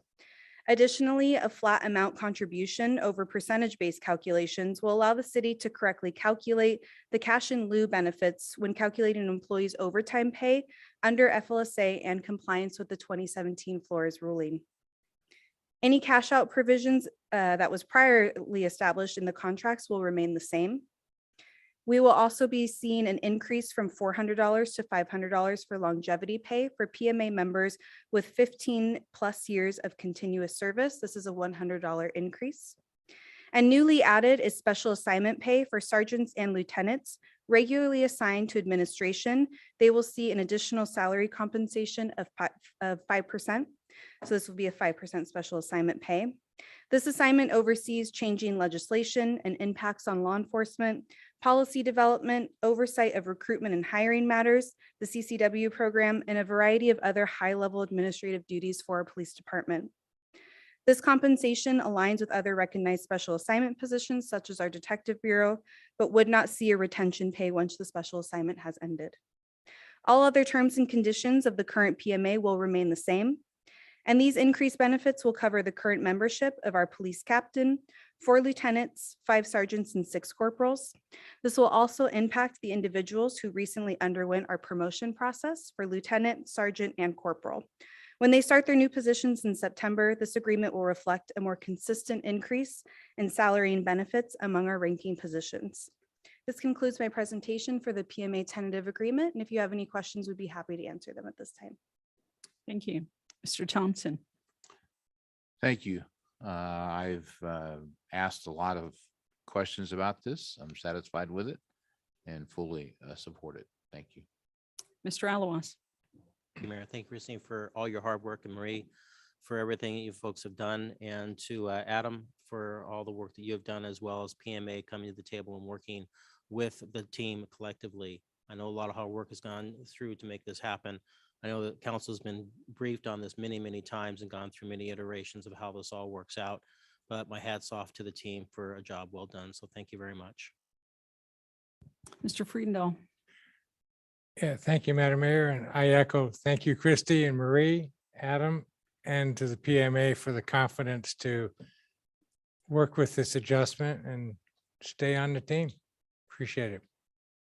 Mayor Pro Tem. I concur with the comments of my colleagues, and I just want to thank you for your efforts.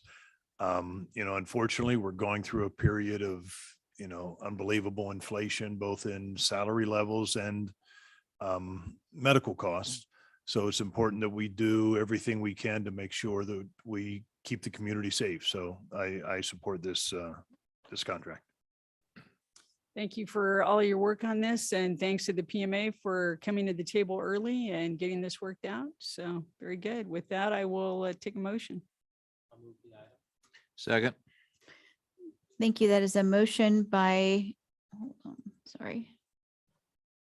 A motion by Councilmember Alawas, a second by Councilmember Thompson. I'll open up the vote and take a roll call. Councilmember Alawas, Yes. Councilmember Friedendahl, Yes. Councilmember Thompson, Yes. Mayor Pro Tem Boyer, Yes. and Mayor Davis. Yes. That carries 5-0. Thank you. Thank you. All right, that brings us to the end of our agenda. Mr. Alawas. I just want to thank the residents again for Glendora for giving me another 4 years. Thank you. Mr. Thompson. School has started, and as we've just talked about, traffic is out and about. Keep your speed down, be aware of the kids that are out there now. And I trust this year will be a great year for everybody, especially kids, and pray that they will be safe. So thank you. Mr. Friedendall. I encourage the community to stay tuned to the education process and information coming for the waste pickup programs with Athens. So stay tuned. Mayor Pro Tem. Nothing, just want to thank staff for being here. A long night. You guys starting early this morning, and the effort that's put into every time we have to have one of these meetings, especially a long one like this. So hats off to the effort that's put in. Thank you. Mhm. And also, again, thank you to the council. Thank you to the community for the honor and privilege of serving 4 more years. Mr. Raymond. Mr. Winder. Chief, Kathleen, Elvia, anybody? Marie? Yeah. All right, with that, then we stand adjourned at 10:21.